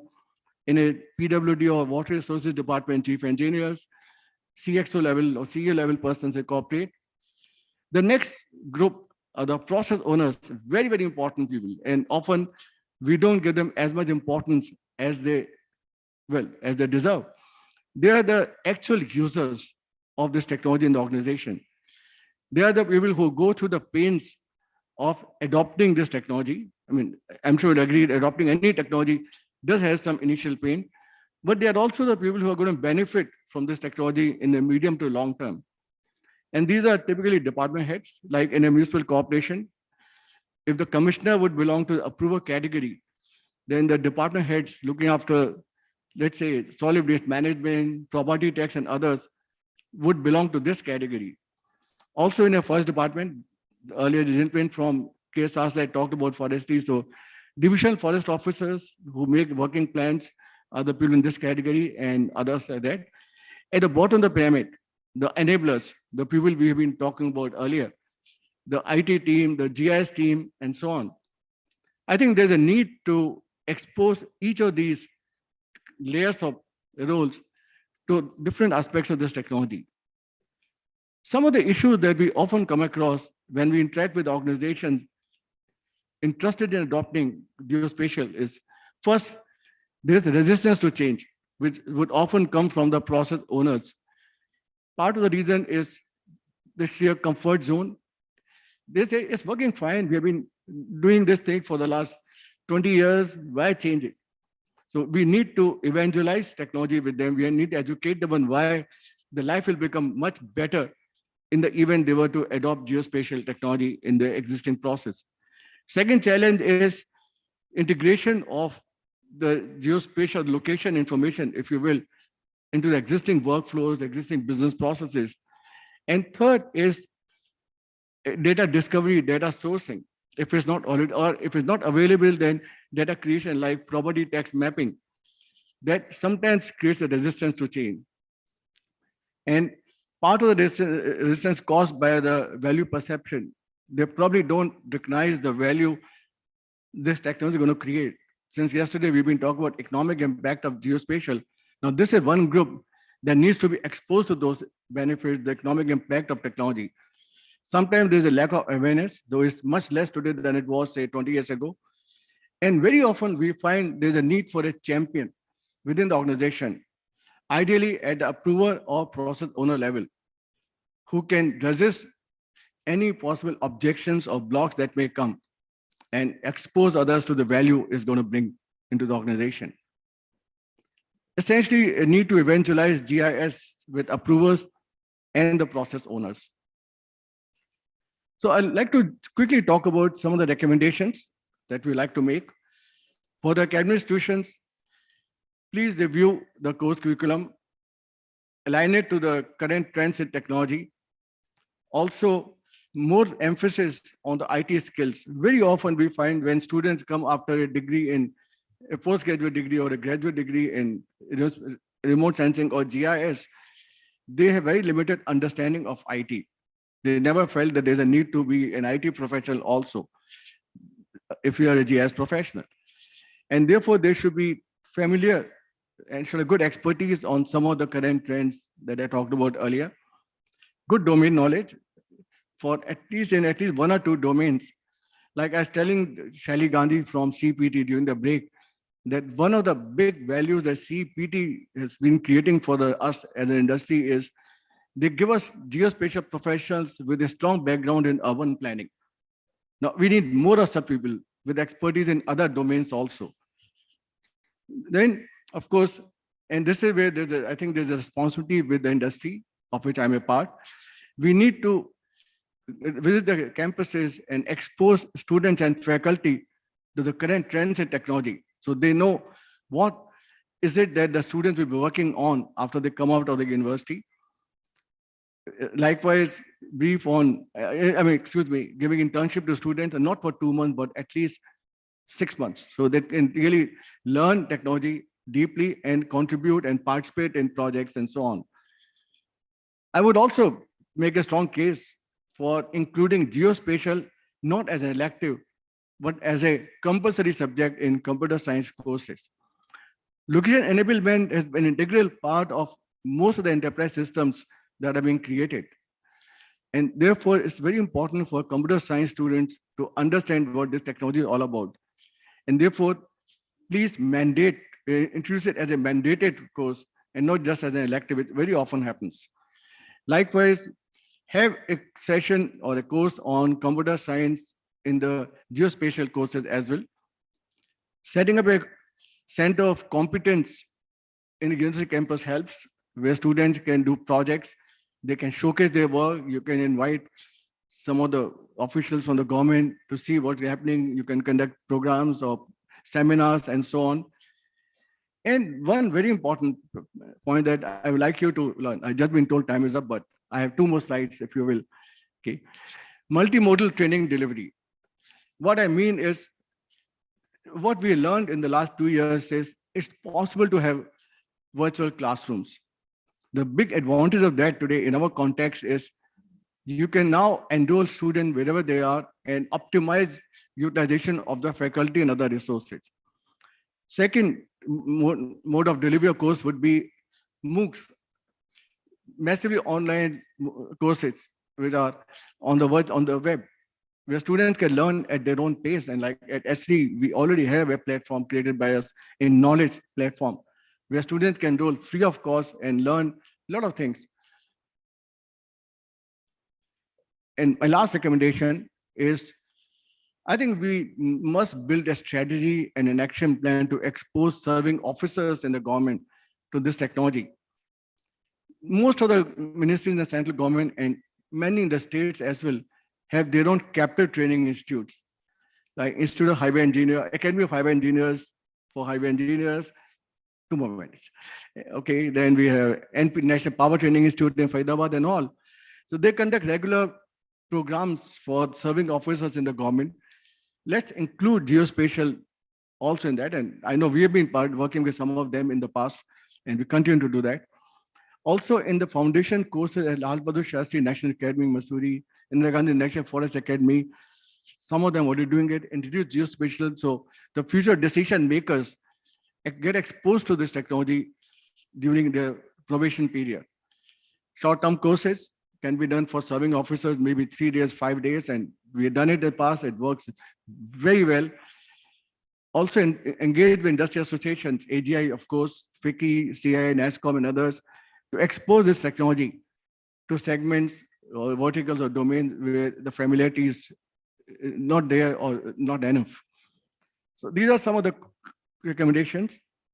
And I would like to once again reiterate, which I've been saying for decades, there's a strong need for academic and industry collaboration for HR capacity building. I hope AGI has already been doing a lot of work in that area. I would request AGI to continue doing it in years to come. Before I leave the stage, I should have cautioned you. I have suffered from stage fright.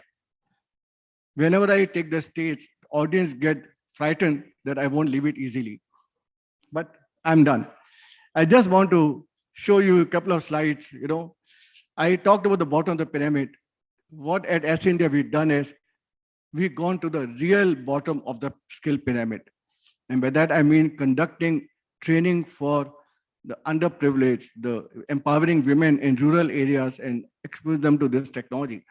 Here are some numbers on the screen, which you can see. This is the kind of file that we are addressing.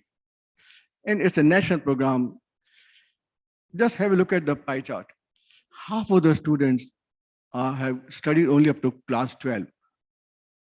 This initiative is exposing rural women educated up to class 12 to geospatial.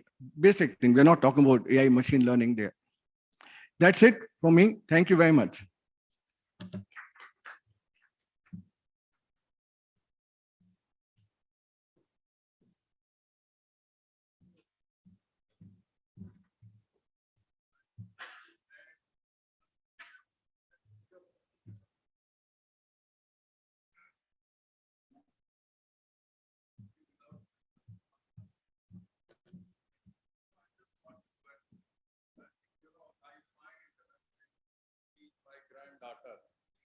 I find the remote sensing is a section in the science and geography.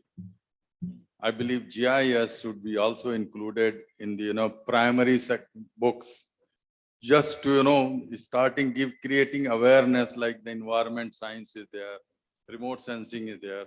I think GIS, I didn't find GIS, but they're the launching of satellites. They know something about satellite, but I think GIS again. It's need of, without that, it's without, I don't think people can move in the current world. When every moment when we are on the wheel, we are always trying to see Google Map and GIS. Why not to do the introduction at the early stage? Thank you very much. You gave a very nice presentation. Wonderful. Thank you. Thank you, sir.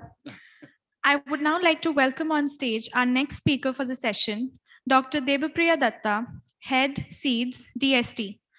Dr. Datta completed his PhD from the Indian Agricultural Research Institute, New Delhi, and joined the National Agricultural Research Service of the Indian Council of Agricultural Research. He has served as scientist in the Central Soil and Water Conservation Research and Training Institute, Dehradun. Sir, may I please invite you on stage?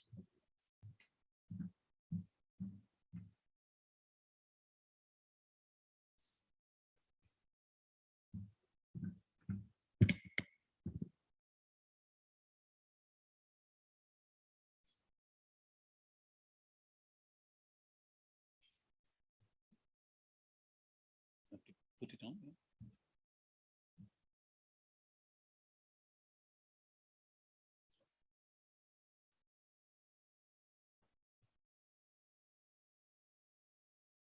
It's coming.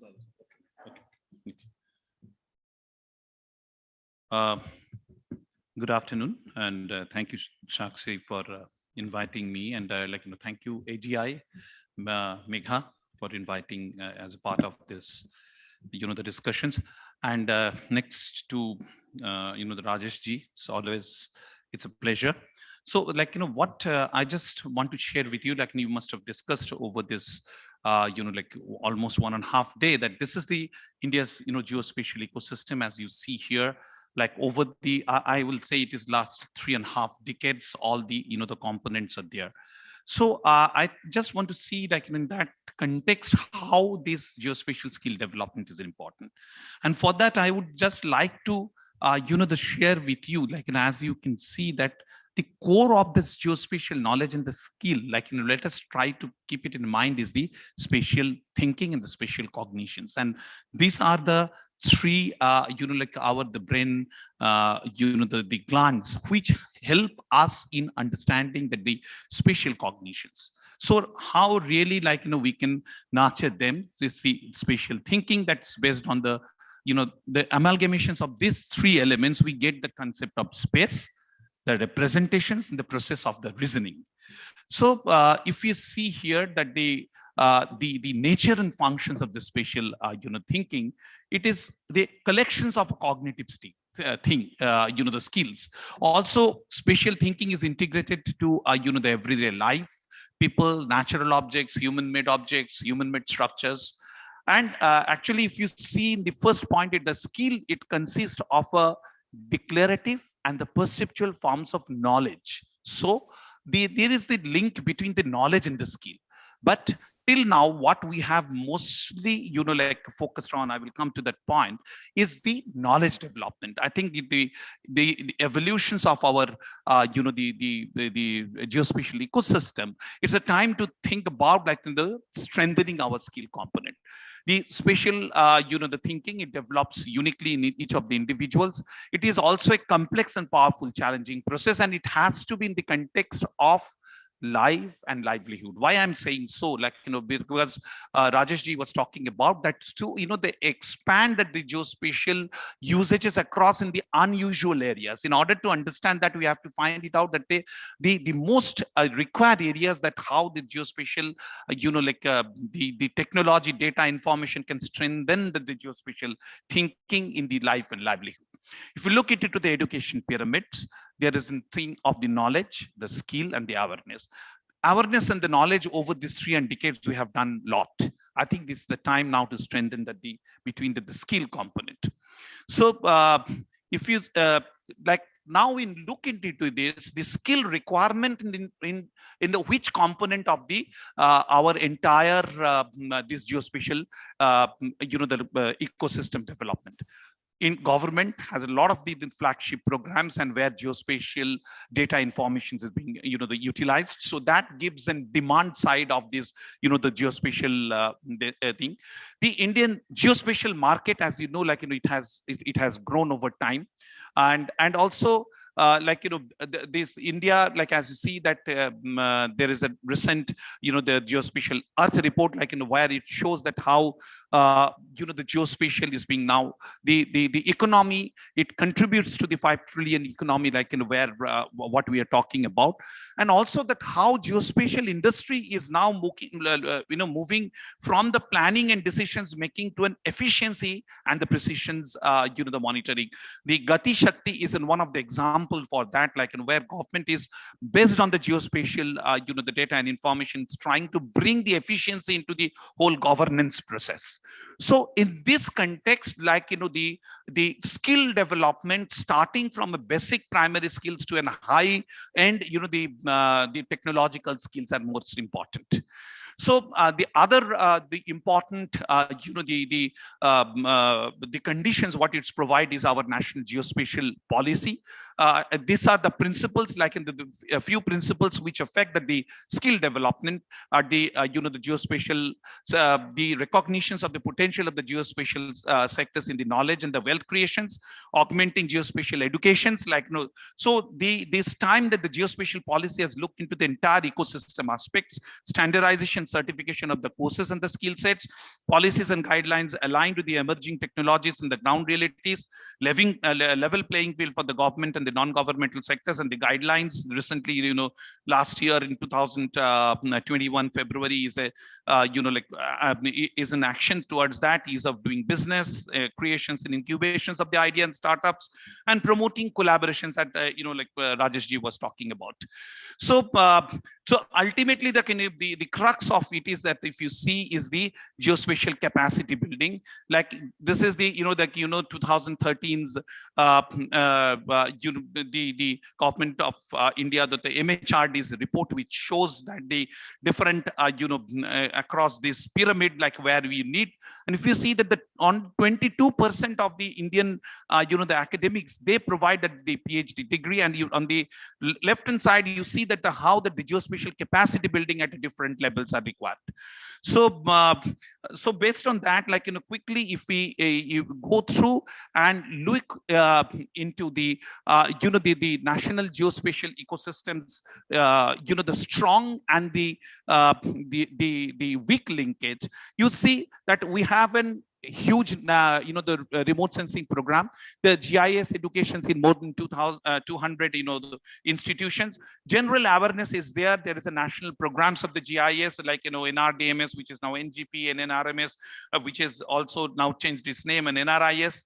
We have a technology, like which are basically gone from the POC or the proof of concept stage to the utilizations, as you have seen in the last sessions. Our colleagues have shown the solutions and the enterprise development, like we have worked towards that. But still there are certain weakness, like as you see here, the institutionalizations have not taken, like it has taken place in the state of Karnataka, what you have seen, but it has not taken place in all the states, like institutionalization of the usage of the geospatial data and informations. Geospatial thinking is not a part of the innovation, the system.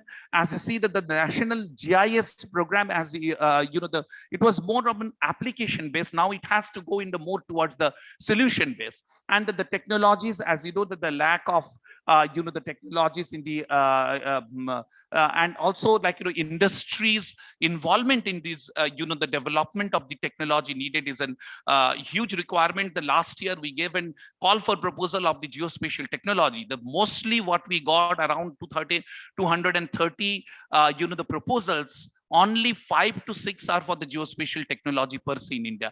Mostly people think of on the geospatial technologies in the applications. So we have to come out from that, like, really, if we want to have the geospatial, the knowledge and the skill development in the nations. The solutions, like, we have to bring in the context of our, the workflow processes of these national programs, as well as in the national, the organizational systems and the enterprise. Like there are many, the startups here, they need support, especially in terms of the knowledge. So for that, there is the NRDMS program has developed into the National Geospatial Program, where we are working towards the geospatial science development, geospatial technology development, and the geospatial application to the solutions and the geospatial enterprise development in the country.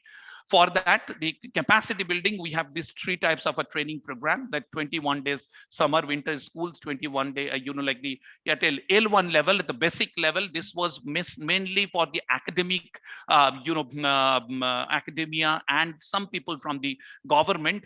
And then, like specialized areas for the L2 level, like, there also these training programs are there. And we have started a Geo Innovation Challenge in order to, think that what are the new areas where the research can be, supported in order to develop the required knowledge and the skill.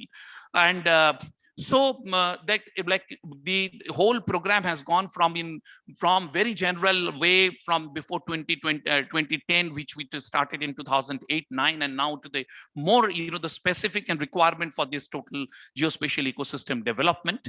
So these are some of the, the outcomes you see that this is more important, that how people are now utilizing this, the training program out in developing their within their, the workflow processes and, like developing the knowledge ecosystem.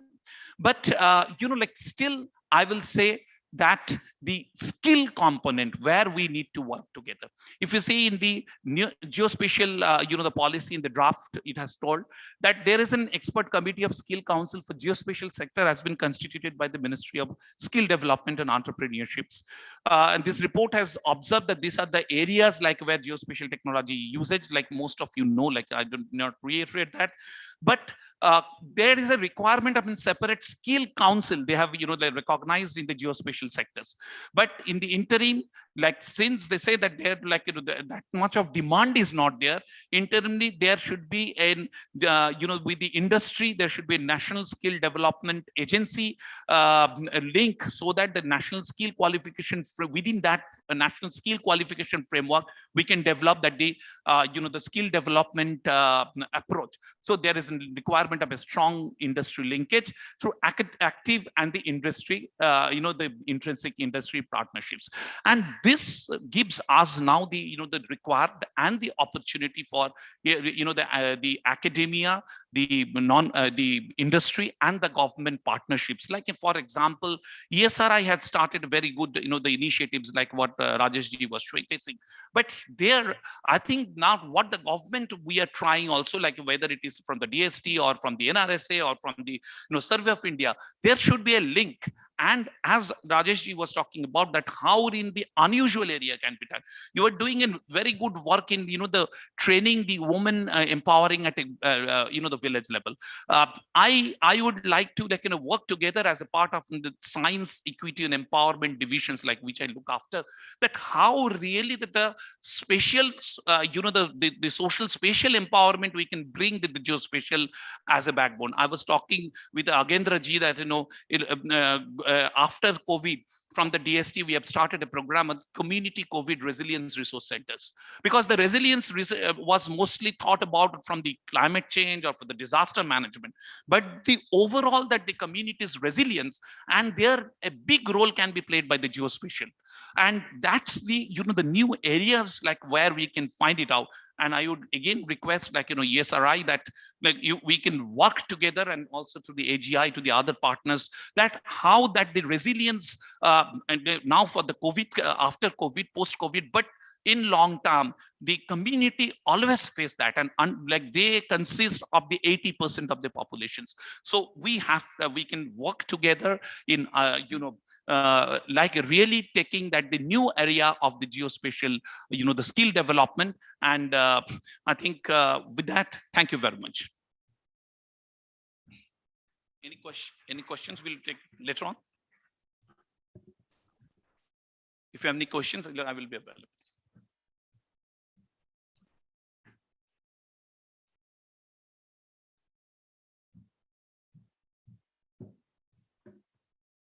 Thank you, sir.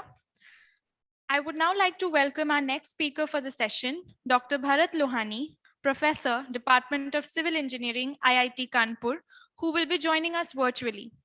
Dr. Lohani focuses on the modeling of the physical environment using high-resolution remote sensing data, with special emphasis on airborne, drone, mobile, and terrestrial LiDAR data and photographs for innovative applications.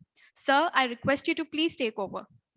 Yeah, thank you very much. Please permit me to share my screen.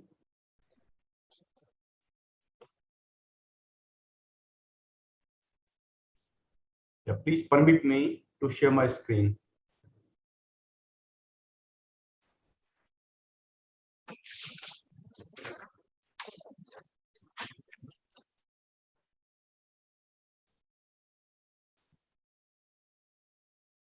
Yeah.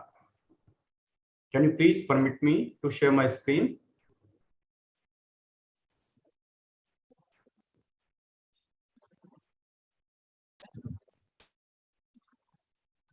Yep, it's there now. Okay, fine, good.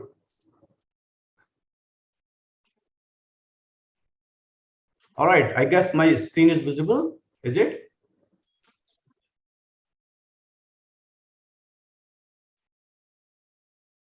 Yeah. Any confirmation, please? Is my screen visible? Am I audible? Yes, sir. Yeah, hello.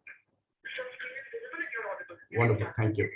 All right, so I'm told that my screen is visible and I'm audible also. Thank you very much. And thanks for giving me this opportunity to talk on this very important session. And you have very rightly labeled it, addressing the elephant in the room, because you can't hide an elephant in the room. And this geospatial skilling, or we can say geospatial education, geospatial R&D is definitely an elephant which we need to address.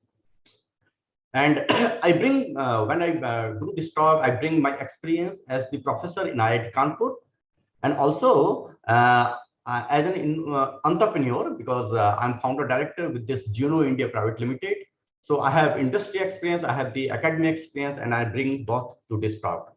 And let me tell you that Rajesh Mathur sir and Dr. Datta, they have really covered many of the aspects which I wanted to cover in my talk. So they have provided the right perspective also, they have provided the right background, and already many things have been discussed by them. So what I will do, I will start with an exercise on diagnosis. And my diagnosis will be looking into some of the symptoms which we face on our day-to-day geospatial life.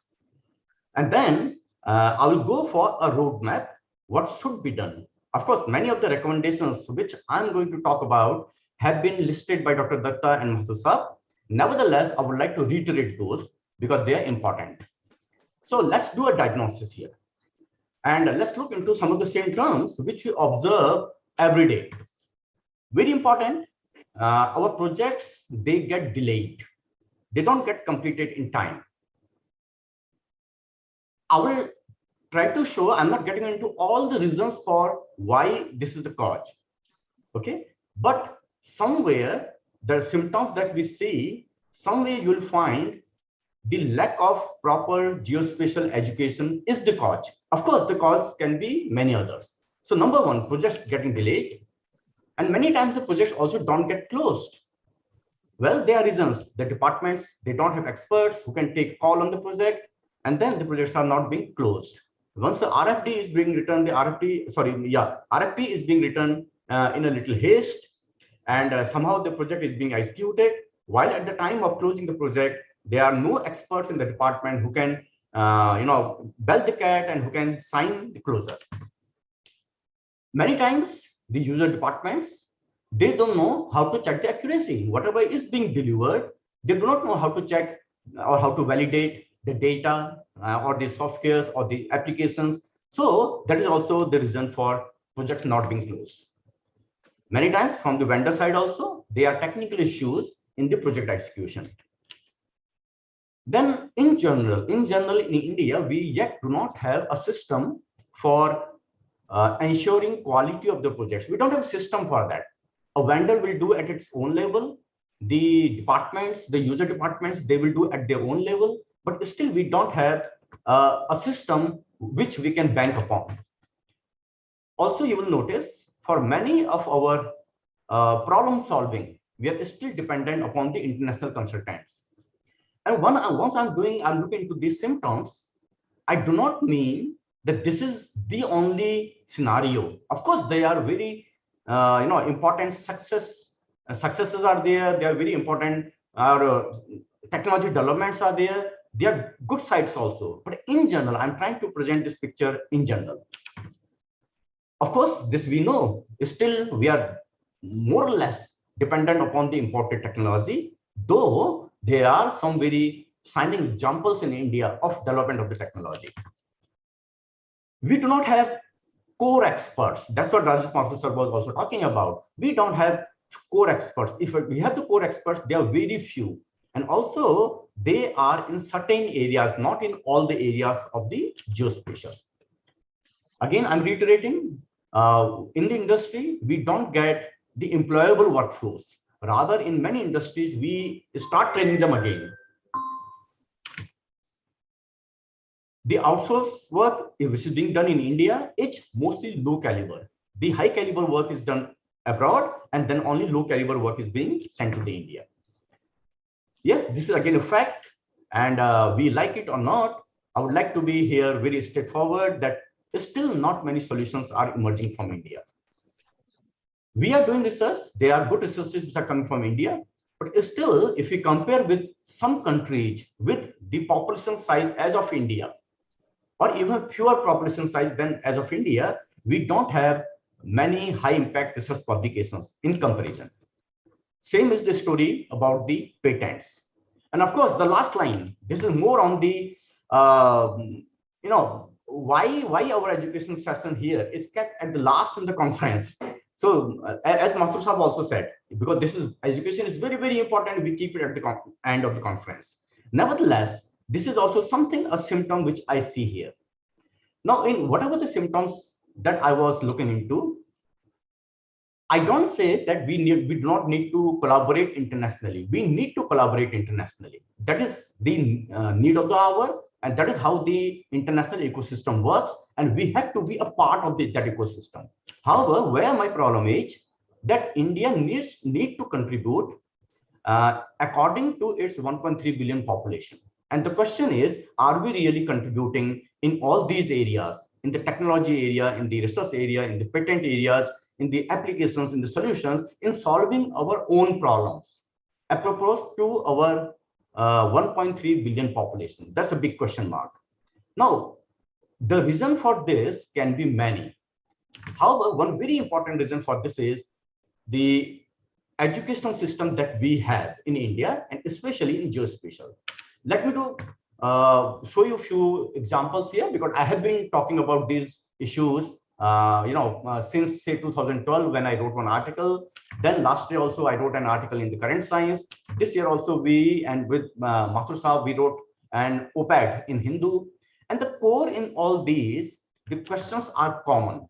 And the common question is, our education system is suffering because of few things.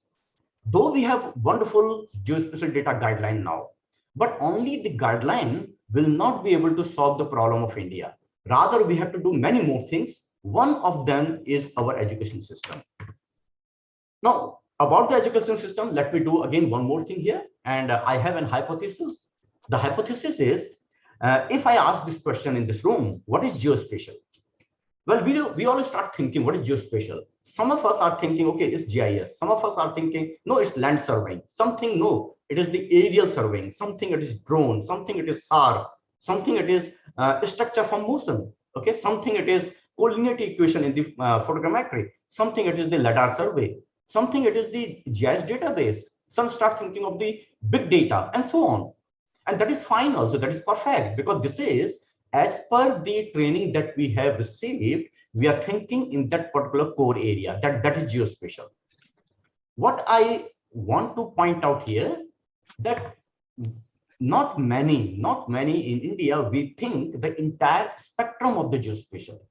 The entire spectrum of the geospatial, which starts from geodesy, which goes to reference systems, the projections, which goes to land survey, which goes to drone survey, aerial survey, which goes to different kinds of area survey. May it be multispectral, may it be photogrammetry, may it be LiDAR, may it be hyperspectral, may it be synthetic aperture radar. Then we are going to the satellite data for the capturing of the Earth information from the satellite. Then the collection of the data, taking the data to the GIS, and then we are talking about the geospatial statistics there. We are talking about geostatistics. We are talking about the spatial statistics there, or spatial analysis there. We are talking about the big data. So end to end, this kind of thinking is not there. And the reason again is quite obvious, because we are not trained in that entire spectrum of the geospatial. This is what I say. I say when we let the core professionals, we let those core professionals who understand entire spectrum of the geospatial. They understand it, but at the same time, yes, they should have expertise in one area deeply. And because of that, I'm proposed some roadmap. The first roadmap is, or the first recommendation is, in India, we should have bachelor's level courses in IITs and NITs, 4-year-long bachelor's level courses in geospatial technologies. We have a few places in India where these courses are running. However, still it is not the mainstream. Like in Anna University or in Dehradun, IPC, these courses are being running, but it is not mainstream yet. And because it is not mainstream, we don't get good quality students to come to these kind of courses. And what these courses will do? These courses will train an individual in the entire spectrum of the geospatial, while later on, these individuals can take much deeper or become expert in one of the areas, which I call the T professionals in geospatial. So this is something which is missing. And if you see abroad, in West, once I did a survey of the universities abroad, 50% of the universities have got courses like this. So that's very important. Another thing which I recommend, I say that because we lack this spectrum or the core professionals or the cadre of the core professionals in India, so we need something more here. That is, in India, we need to conceive something like an Indian Institute of Geospatial Technology. Well, we have got IIRS, we have got NIGST, we have got IST. So what is the role this Indian Institute of Geospatial Technology will play? Because these institutes, whether it is IIRS, IST, or maybe NIGST, they all have some legacy with them. And they are working within that legacy. They are training the people as per that legacy to a certain set of people. What we need here, we need a place, a university, which can become the center of entire geospatial domain, which the center can become the national think tank, can become the national consultancy, so that our reliance on the international consultant becomes less. I also go one more step ahead. And this is really a very different kind of thought process that I have. That like we have in railways, the SCRA. And then the railways, they train under this SCRA people especially to be consumed or to be absorbed within the railway departments. I see that a university like this, the Indian Institute of Geospatial Technology, can produce a geospatial cadre. Geospatial cadre can then be absorbed in the ministries and the departments. Because today, we know that there is a huge potential for the use of the geospatial. And due to our poor guide or restrictions in the past, the geospatial technology or the uses of the geospatial technology could not be done that well in the past. So we have an extraordinary situation. This extraordinary situation will require an extraordinary measure. So I visualize a cadre which is trained by a university like this, goes to each ministry and department, and these people in those ministries and departments, they become the anchor people. Because today, those who handle the geospatial there, they are trained in either as a diploma or master's or maybe on job. They're doing very good job. There's no denying of this. But we need a cadre which can really anchor geospatial within these ministries and departments. Then the other recommendation that I go for is we should go for development of center of excellences.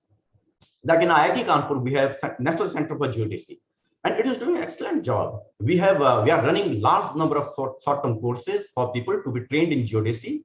Also in IIT Kanpur, we have started diploma in IIT, and this program in geospatial. So people from industry, they can come, they can study our core theoretical courses for 1 year, then they can go back in the industry. Like also in IIT Bombay, they have GISE Hub. So the purpose of these centers of excellence will be not only that we think of working in the application, rather India should start thinking of working in the technology development. So these center of excellences or those bachelor's degree courses in IITs and NITs, or the Indian Institute of Geospatial Technology, they should think of now technology development. So we need to create leaders in these areas. Well, this is an issue which I will not talk much on, but we have large number of MTech and MSc and diploma courses which are running at the moment in India. And but not many times we will find the industry will find them employable. And mostly the industry again invests and trains them again. So we need to standardize the curriculum. We need to standardize the curriculum across different verticals of the skill sets, because there can be people who are trained in land surveying, there can be people who are in the aerial, there can be people who are in the GIS. So we have to identify those verticals, and institutes should take responsibility of training their individuals in certain areas. And of course, we should align it towards the new technologies. So the course curriculum revision is really important. One more idea that I gave, and this is a very very important model, and this is a very, very excellent model which runs in Europe, especially in Germany, and they call it dual education. So dual education is where the students are taking part of their training institute and part of their training in industry. And this program or these students are industry supported, because once they stay in institute for 1 year, again they work in the industry for 1 year, these students are ready to are employable. They know the industry, they can immediately become productive once they go to the industry. So I think this dual education system, we need to bring this in our education, and I believe the new education program, NEP, also talks about it. So this is something which we need to do in geospatial. Well, lastly, now I'm reaching towards my end of the slide. So whenever we are talking of the education in academic institutions, we need data for the research, we need data for exercises with the students. So the organizations like DST, who are giving projects to the different PIs, should ensure that the PIs, whenever they are collecting the data, they should maintain the data properly, they should make the data for sharing of the data. So that should become a part of the project proposal. So these data, once it is shared with all academic institutions, it will help the students to learn the things. One more area which is dear to me and which I believe suffered in India because of the old regulations. And this is about the high resolution remote sensing, aerial remote sensing. Now the drone is coming. And why? Because in satellite case, in the case of satellite, ISRO did great job. And in India, we have very good training and very good expertise available on the satellite remote sensing. However, we don't have expertise in the aerial data capture, in aerial data processing, in technology development in the area. So this is a special area. And I would again recommend here that the DST should come with something like a network research program, network research campaign, where a certain number of sites can be taken, where we have data, aerial data of LiDAR, hyperspectral photograph, and this data should be shared with all R&D organizations, with the startups, with the entrepreneurs, so that research can be carried out in this. One thing which is there in our new geospatial data guideline, it prohibits data sharing with international or foreign entities beyond a certain accuracy. I think for some sites which we call or which we declare as the research site, and these sites should be free from these restrictions, so that the research collaboration is on with the international experts. One more stuff that I would like to say, the academic startups, and within an academic institution, this is a very ideal environment for starting the companies, for entrepreneurs, for students to come up with new ideas. So what we need here, we need an ecosystem where the startups can use the facilities of the institutes, can use the data of the institutes. And also, this is an excellent program from the NGP DST, like they have started Geo Innovation Challenge. And we need to create more such things so that students, they start thinking in terms of geospatial, like the term coined by Dr. Datta was geospatial thinking. That thinking should be there in the students. And then they start thinking of starting their own companies in this area. And so this academic environment, within academic environment, supporting the startups in geospatial is important. Lastly, and this is about the certification system. And many of the things that I was talking that, our projects are not being closed. We don't have a system for checking the accuracy of the data delivered and so on. So one reason for this is we don't have certified people like the surveyors, photogrammetrists, GIS engineers, and so on, like which are there in the other countries. So I think we need to find a way without delays to come up with this kind of cadre, this kind of certification system in India. Well, this is my last slide. And whenever we have a presentation like this, we come up with many recommendations, like I have done it. And but who will do it? The question is who will do it? I say, okay, DST government should do it. DST government says no, industry should do it. Industry says no, academic institutions should do it. I think this is our common responsibility, and we all have to do it. And we need to bring our talk to the action, because we can take the advantage of our new geospatial data guidelines only if we have the right kind of human resource available in the country. If that is not there, whatever is being given by the guidelines, we cannot really make use of this. So with this, I would like to end my presentation. Thank you very much. If at all there is any question, let me know. Thank you.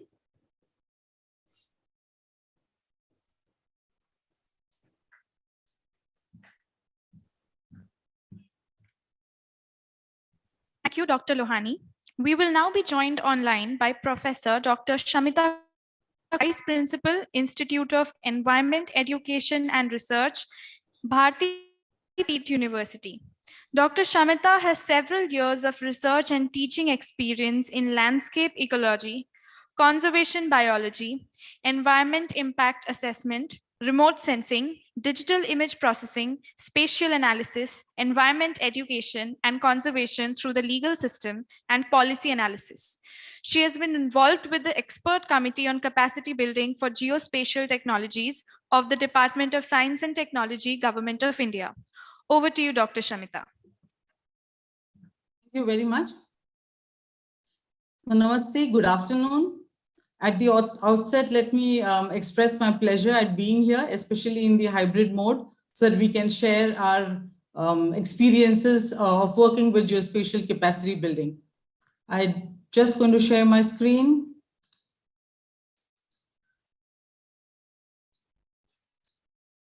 I hope the screen is visible to all. Yeah, well, I'm assuming it is visible to all.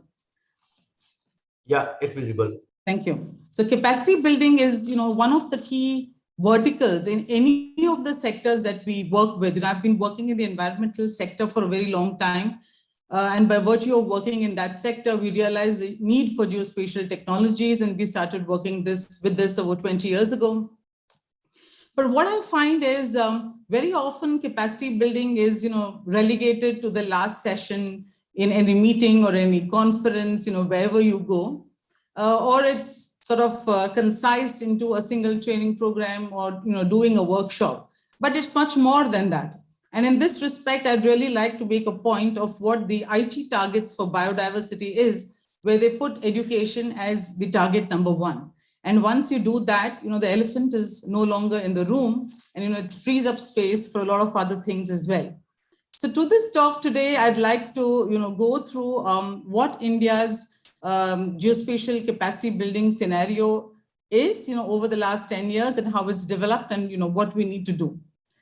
So I'm going to use this particular figure that Dr. Datta referred to, which is taken from the Geospatial Task Force report from 2013, where this really path-breaking report for the first time highlighted what is available and what is needed, at the national level.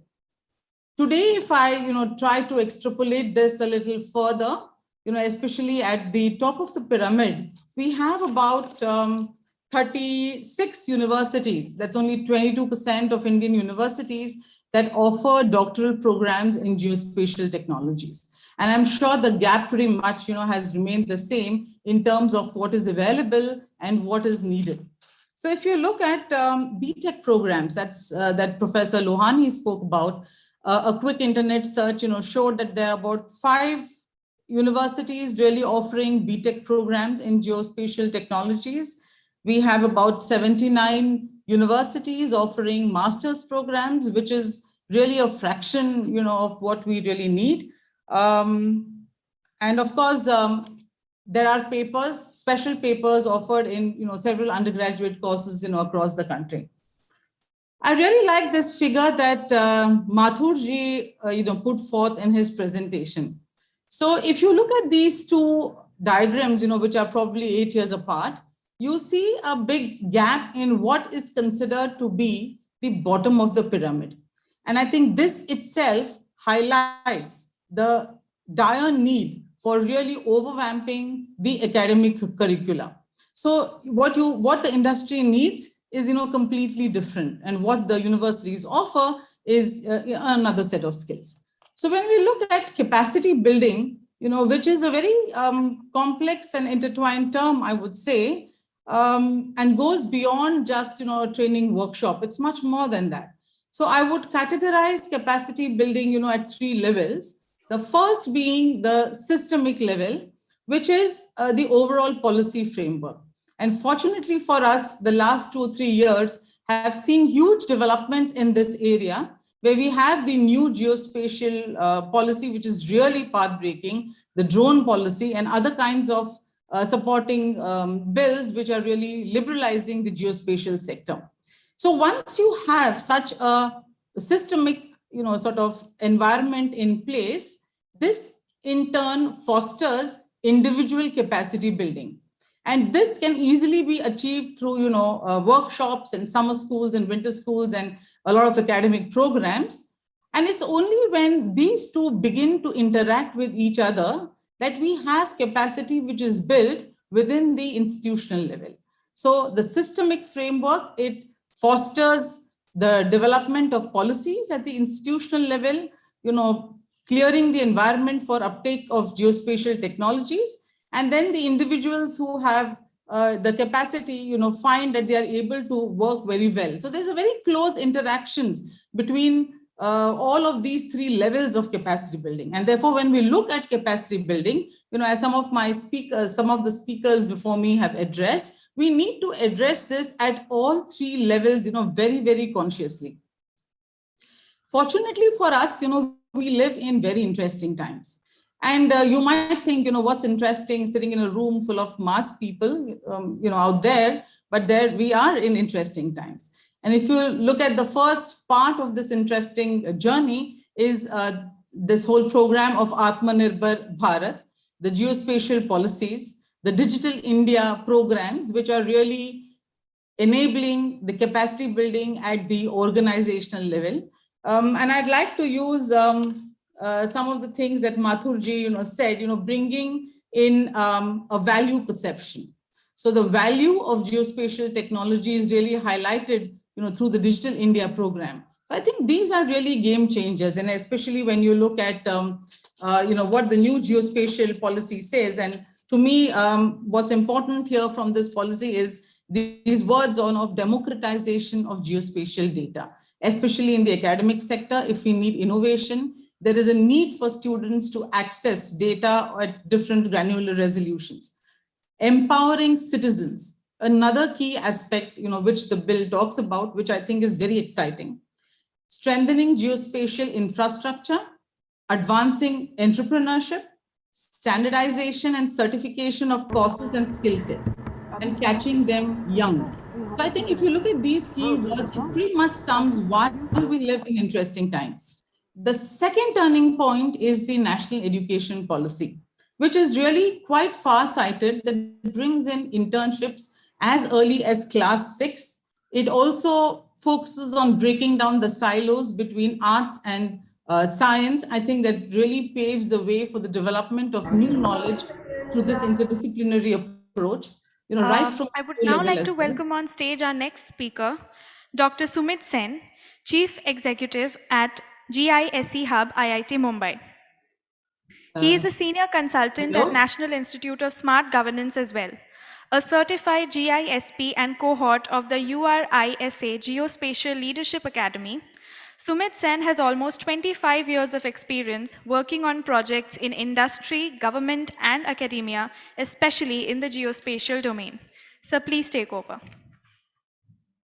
Would you like me to stop?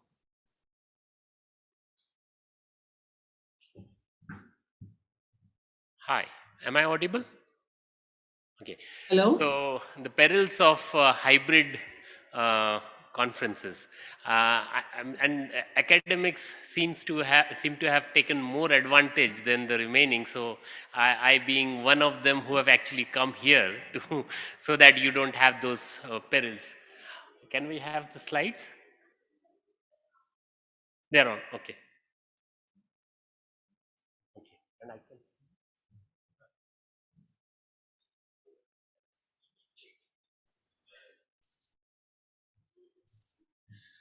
So I will be speaking about the GIC hub that has been newly started. Although the hub existed in the form of an advanced lab for some time, I think I'll just start. So this hub has been formed with multiple objectives in mind.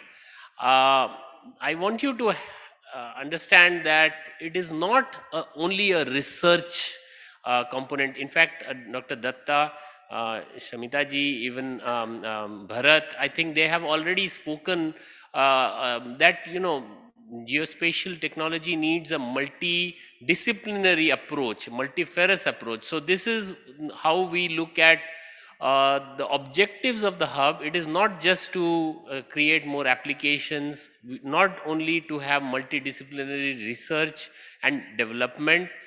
We are looking at capacity building, educational outreach. We are looking at data for policy, because many a times what we see that geospatial data exists, the models have been built, but whether they actually get implemented at governance level. So we want to have that component as well. We are looking at entrepreneurship and innovation, and we have a dedicated line of work related to open source data and open source software and data in geospatial. So this is in many ways a unique approach. We are speaking about strategic partnership for capacity building. So we don't want just the geospatial technology to be developed but not used. We want the capacity to use that available at different levels. We want to combine research with outreach, which is important because people do their research in silos and there is no outreach. It doesn't go into an education component. We want to combine FOSS with open data, because many a times you get open source software, but in geospatial technology you can't have software without the associated data. So we try to have that approach as well. We want to look at the entire chain from analysis ready data to decision ready information.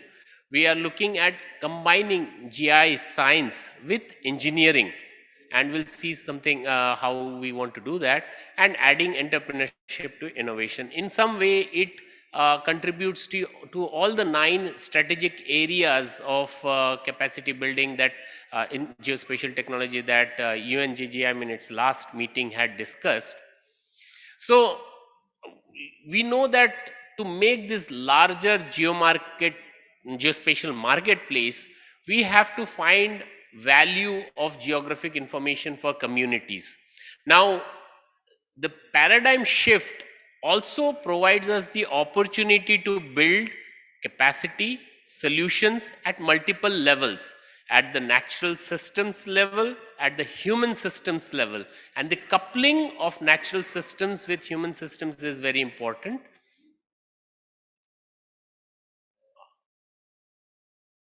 Okay, so and I also wanted to focus on the 2 kinds of problems, societal problems we try to address. One is from global to local, and I'm not going to read through that because the clock is ticking. But there's also the aspect of local to global. So when communities adopt geospatial technology, when communities are in a position to leverage geospatial data, indigenous communities, municipal corporations, you can have solutions that have not been traditionally what we have discussed, that have not been employed in India in a large scale. So I'll just go through few examples of the projects that have been done in IIT Bombay and how these link up to the overall objectives of the hub. So this is a project called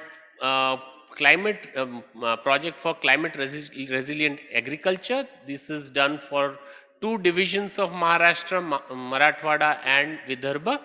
And IIT Bombay, if you can go to that link, you should be able to see multiple POCs or studies that helped generate the system for climate resilient agriculture. It's a project that is funded by the World Bank, and IIT Bombay serves as the testing bowl for many of these systems, and they are based on spatial data of the place, the drainage system, the rain, the agriculture, the crops. We've developed water balance tables. And so let's go to the other one, which is urban solid waste management. And this is for Mumbai. We are working very closely with Bombay Municipal Corporation, trying to understand the need for a collection of solid waste on a spatio-temporal basis, and involvement of the community directly into that. So this is disaster management stack. We are working closely with multiple agencies and industry to develop a geospatial technology stack across the disaster management cycle. These are some applications that our MRS lab, microwave radiation lab in IIT Bombay in CSRE has been looking at. So this is P-band passive microwave sensing of soil moisture. In fact, this has received a lot of interest.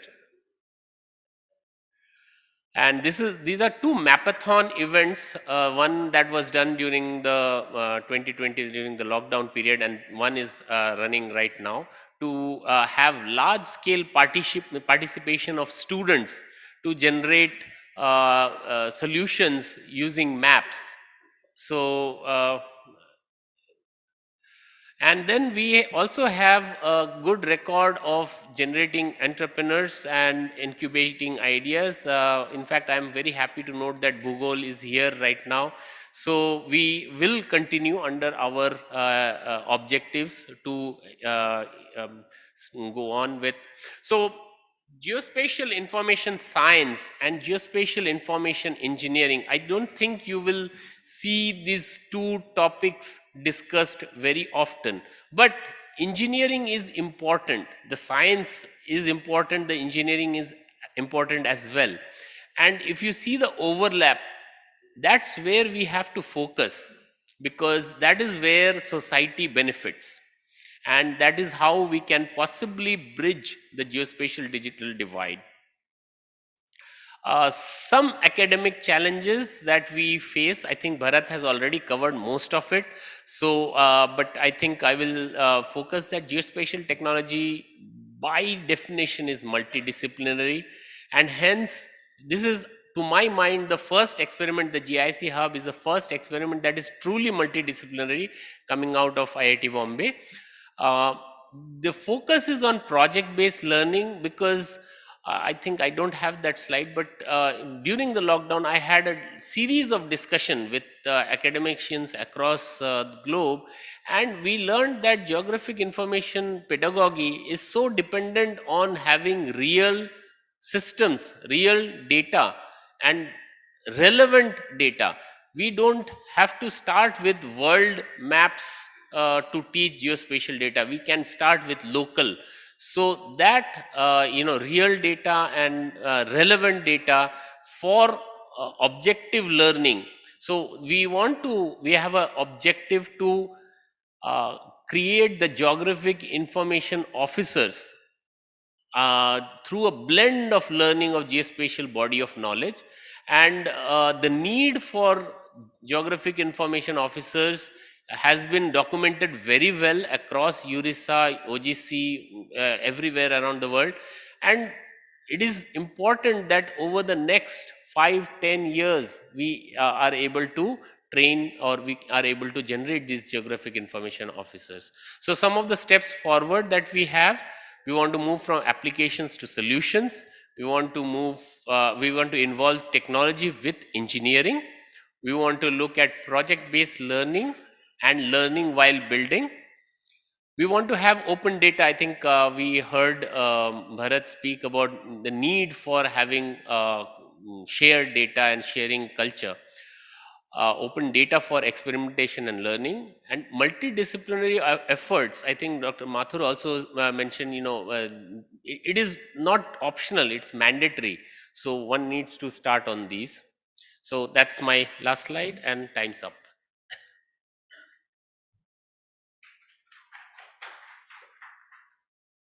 Please. Yes, please. I take the liberty of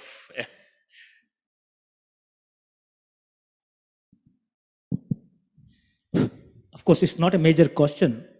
Having heard all the speakers, their experiences, and then way forward, I appreciate. And I have one observation and one comment. Observation such that we have forgotten basic instinct of a creature. You talk any animal, any human being, he has built-in instinct of geospatial context. First thing he identifies his home, his land, like that. And then all the industries, whatsoever we have been there, I'm in the industry for the last 30 years, we have mystified the basic instinct and try to do some sort of a mesmerism and then try to curb it. This is my observation. For example, if you go to any village, traditional villages, every farmer knows where to build a small structure to have some water in the summer month. He does not look for anything. He knows where the water is coming for, and he needs only for 2 months. What shall be his height of the small structure? Similarly, everybody knows. But what has happened? And for example, if you go to any village today, either at least 1 or 5 old farmers carry the Khasra map. They know about it, the spatial relationship of it. What we have done, technology is good. We have brought in, it has come to this maturity level, wonderful. But next comment is, we are the industries who was responsible for, so for dragging for 1980s onwards, the industry or the science of what we say, remote sensing or GIS technology part, just because we have not honored our own resources. Properly today, when you talk about, now you categorize the GIS as data collection, data generation, image processing, digitization. You talk all the industry people, they cadre the roles. Digitization, data collection, lowest end job. No, I am not into this. Whereas it comes from overseas or something like that, data conversion is also taken as a low end job and there's a commercial product. Second thing is, today in the same, of course, I know we have been working hard, probably he knows from NRSC, right from 1990, we have been thronging in every forum to make GIS and remote sensing as a part of IT. Today it is understood. Same case, today you go to any computer programming or language, you are honoring them very well. But whereas the same capacity, he does today point cloud data analysis. None of the BE engineers, other people who got qualified in computer science are able to understand the point cloud data and analysis.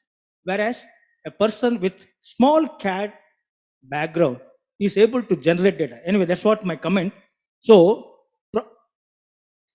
I'm just closing in 1 month.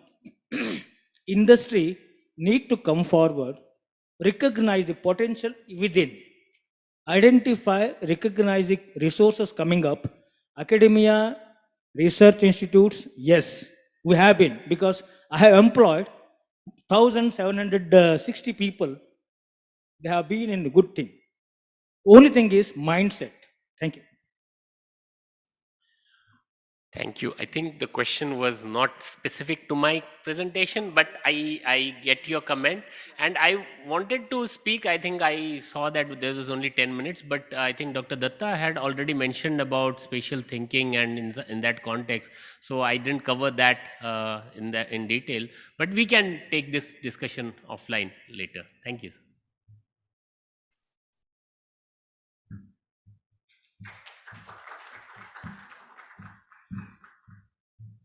Thank you, sir.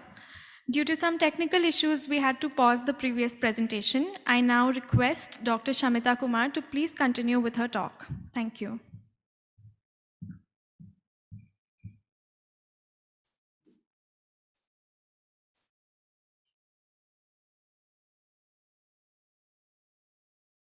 Thank you very much.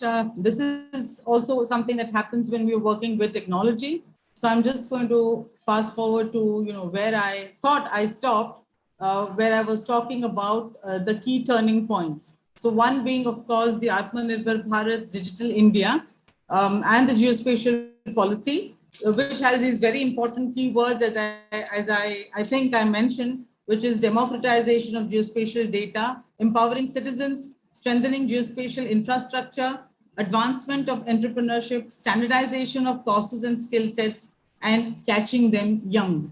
And to the last point, I think we come to another turning point, which is the national education policy.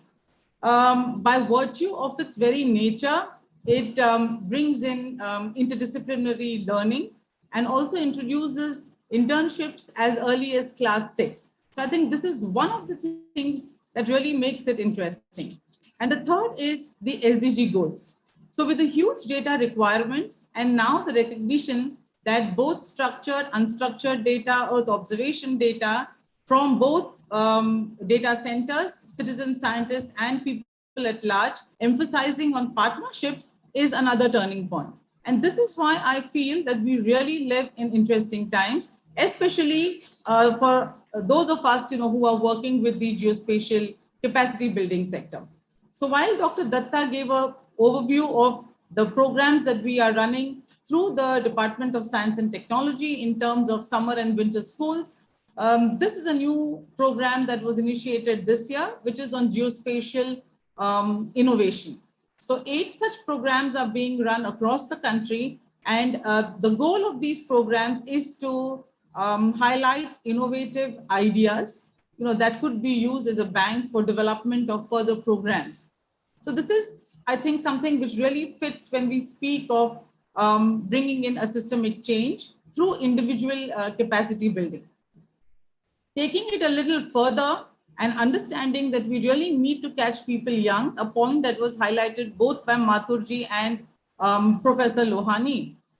We've decided to leverage the existing strengths that DST's Geospatial Capacity Building Program has with its portal and having trained more than 5,000 people across the country and setting up a Geospatial for Schools program. NCRT initiated a program much early in the day, but it's not really caught up in the manner that it needs to. So along with what we have with the NCRT, what we've done is started initiating and talking to schools across the country, getting them involved in taking up what we call as change projects for localizing the SDGs through the use of geospatial technologies. And in this process, we'd like to use our participants as mentors, mentoring the schools, building an entire network across the country, showcasing what schools can do, and also generating this kind of interest with students who possibly contribute to the future workforce of our country. So over a period of a weekend, we sat with Dr. Datta and developed a kind of a roadmap, which I think is very relevant, tying up all the points that the 2 earlier speakers spoke about. This is my second last slide. So the first one here, the green block, it talks about the geospatial science part, which is the key, as you see here, which is standardization of curriculum and faculty development. The second part is the innovations that one needs to bring and foster in geospatial technology. The third is within community and applications. And the fourth is in entrepreneurship. So if you look at the geospatial capacity building chain, this is what we need all across, all throughout the geospatial capacity building chain. And there are many, many actors, in this entire process. So at each level, we also identified, what could be done. And as Professor Lohani said, it's up to all of us, to take charge. But I think overarching, there needs to be a kind of a overarching policy or overarching agency, that can really facilitate and catalyze this. So setting up firstly an accreditation board, which accreditates standardized courses, looking at incorporating geospatial technologies into the workflow of organizations. I think something which is really happening through Digital India and the new geospatial policy. Very strongly fostering academia industry partnerships. And again, here the earlier speakers have highlighted this, but I would highlight another program of the UGC, which is called as the Atal Innovation Labs. I think we really need to bring these various spaces that we have, together, pull them together and say, okay, can we really structure a program? Through the DST, we've opened up the training program to civil society, Dr. Datta being the head of SEED. And let me tell you, it's extremely difficult to get NGOs on board to understand the value of geospatial technologies. When I talk to PIs across the country, they say, madam, we've spoken to NGOs and, they feel that they have no value for geospatial technologies. So you see, there's a lot of work that needs to be done here, in terms of the value that geospatial technology can bring, especially to the civil sector. We have a number of forerunners, but it's not really, spread all across the sector. And yes, the most important thing that I think Dr. Sumit Sen also spoke about is setting up these incubation hubs, again, which Professor Lohani, I think, was a forerunner in his department. Taking this further, we said, what are the minute nitty-gritties that are needed? So each of these points that I spoke about in the previous slide, goes down much further, and I'm happy to share this as well to say, okay, what is it that can be done? University level, undergraduate level, specialized institutions, or spreading it all across, geospatial programs at the school level, geospatial programs for, flagship government programs, or geospatial cells within, let's say, municipal corporations, smaller municipalities, training of trainers. So it really ties down everything that, people have spoken about here. And I feel that I may be repeating myself if I, go into that again. But there is a need for building geospatial literacy. So each of the programs, whether they're apathons or hackathons or, mapathons, building innovation hubs, fostering both national and international exchange, supporting student internships, developing a geospatial, specific geospatial, skill council. I think all of these are very important things that can add a lot of value through the geospatial ecosystem. And if I may suggest here, AGI probably is also one of the right organizations to take the lead to tie up all these various agencies together. So while we may need a few specialized institutions, what we also need is mass uptake, across the country, if we really need to leverage these interesting times, that we are living in. I understand it's the last session, the end of the day. Thank you very much for your attention.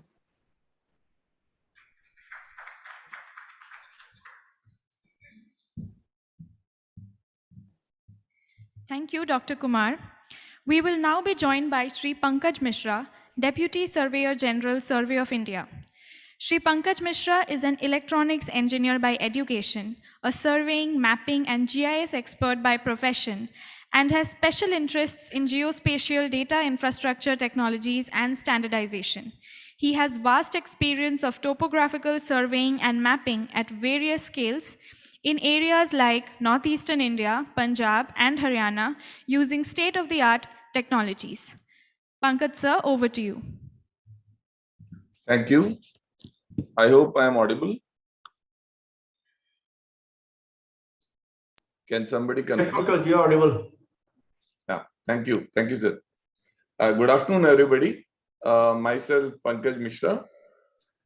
I am basically from the National Institute of Geospatial Science and Technology. This is a training institute of under the Survey of India. at Hyderabad. And being the last speaker in the session, I'll take the advantage of whatever detailed roadmaps and the points which have already been, I think, explained very well by the previous speakers.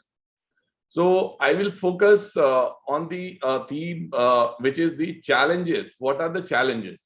What are the challenges in the skill development, which we are talking about, I think, right from yesterday. In the complete summit, every session invariably is talking about the skill gap. Everybody is talking, every session is talking, every vertical is talking about the skill gap, which is definitely affecting the geospatial.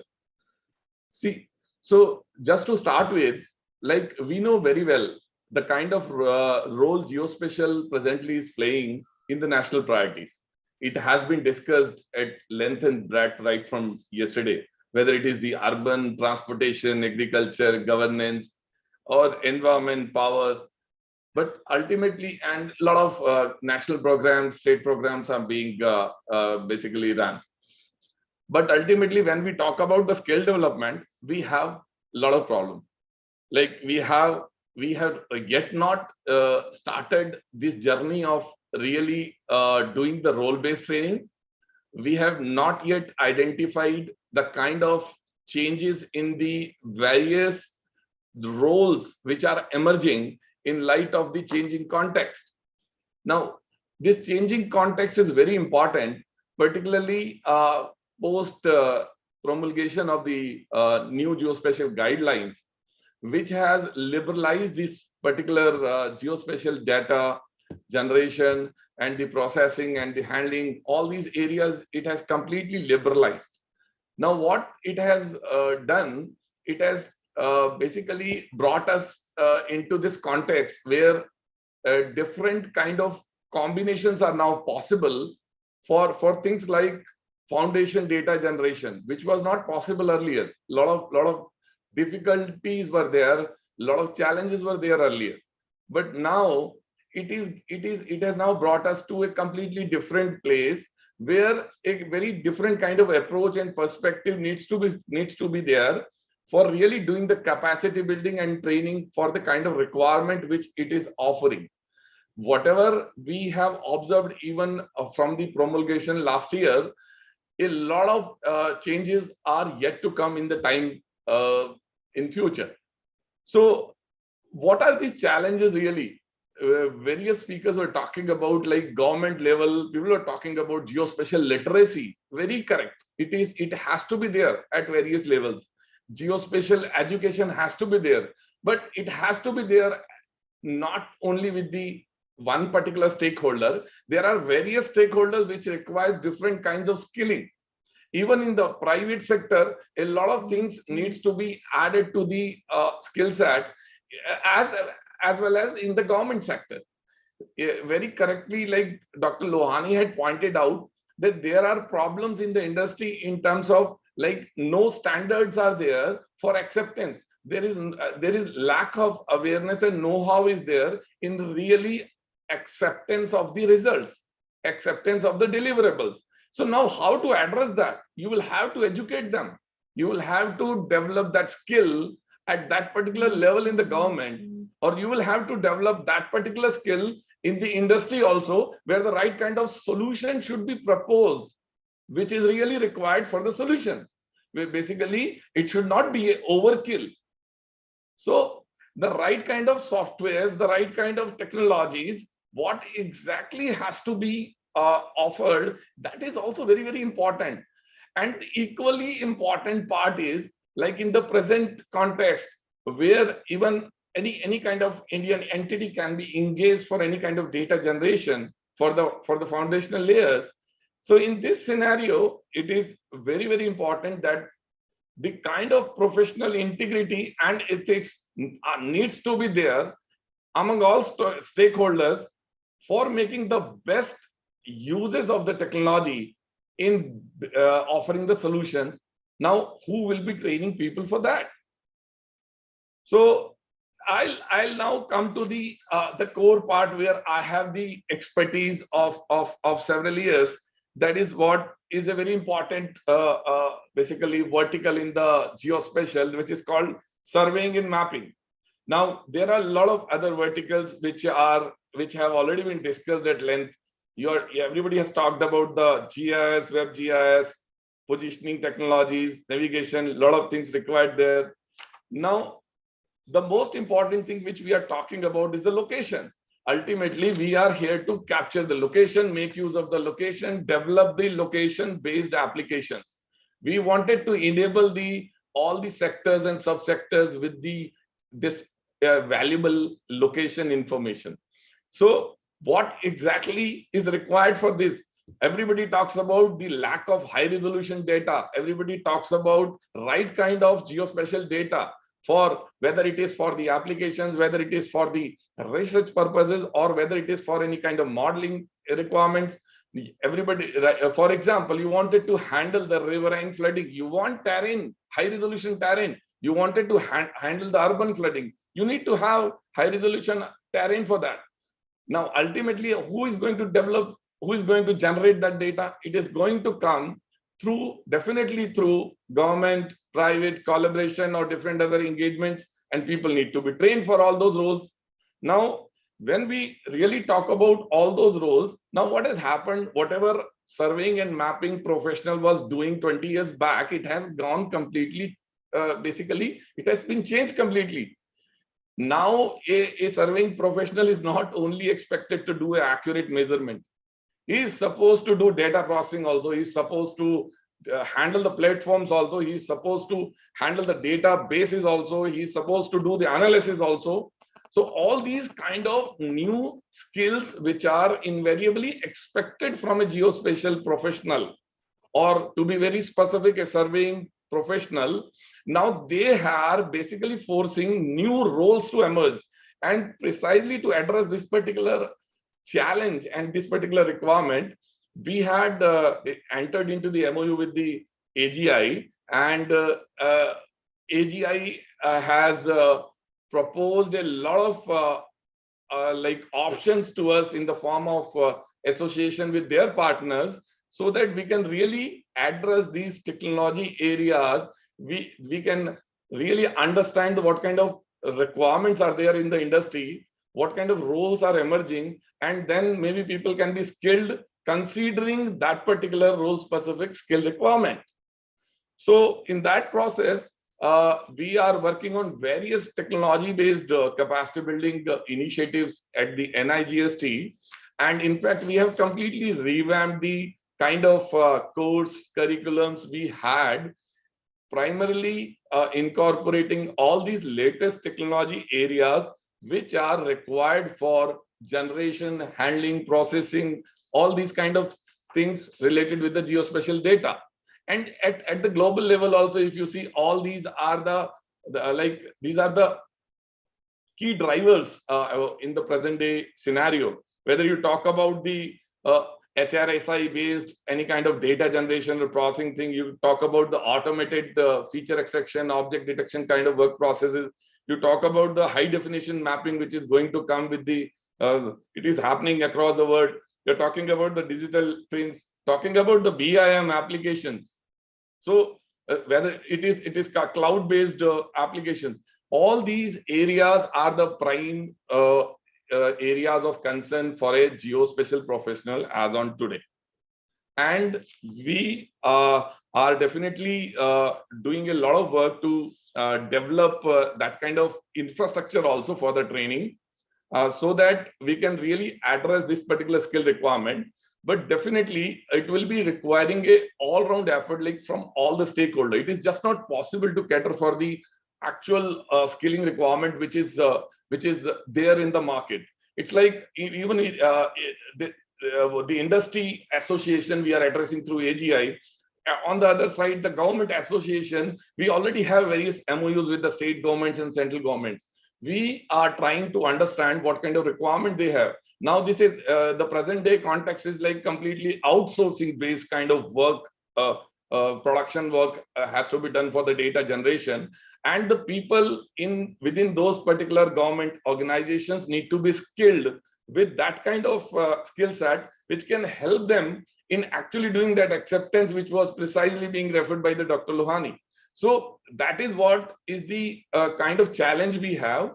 And we are definitely hopeful that we will be really getting a lot of inputs from the AGI and all their partners in really understanding and developing the complete framework for this kind of skilling. Definitely, it has to be in line with NSQF, which was being talked up by various speakers. If you really wanted to do it in line with what is the national skilling program, and precisely the certified professionals which everybody is talking about, which can be the only I would say the kind of solution for a dependable solution for really providing the problem-centric solutions for across the different sectors.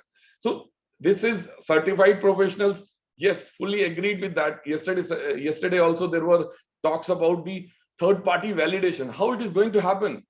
You will have to train people. You will have to train people for really handling that kind of requirement. So this is basically, I thought I will talk about the basic challenges which we have in really skilling the people, particularly at the level where really it is required for generation and handling of the data, which can definitely is the basic requirement for all kinds of application development and the enabling other sectors for various applications. So with this, I would like to close. There are a lot of things to speak on this particular subject, considering the variety of challenges we have. So thank you very much for providing this opportunity to me to speak on this particular session. Any questions are there? I'll be happy to answer them. Thank you. Thank you so much, Mr. Pankaj Mishra. Thank you for joining us. And ladies and gentlemen, with this, we come to an end of India Geospatial Leadership Summit 2022.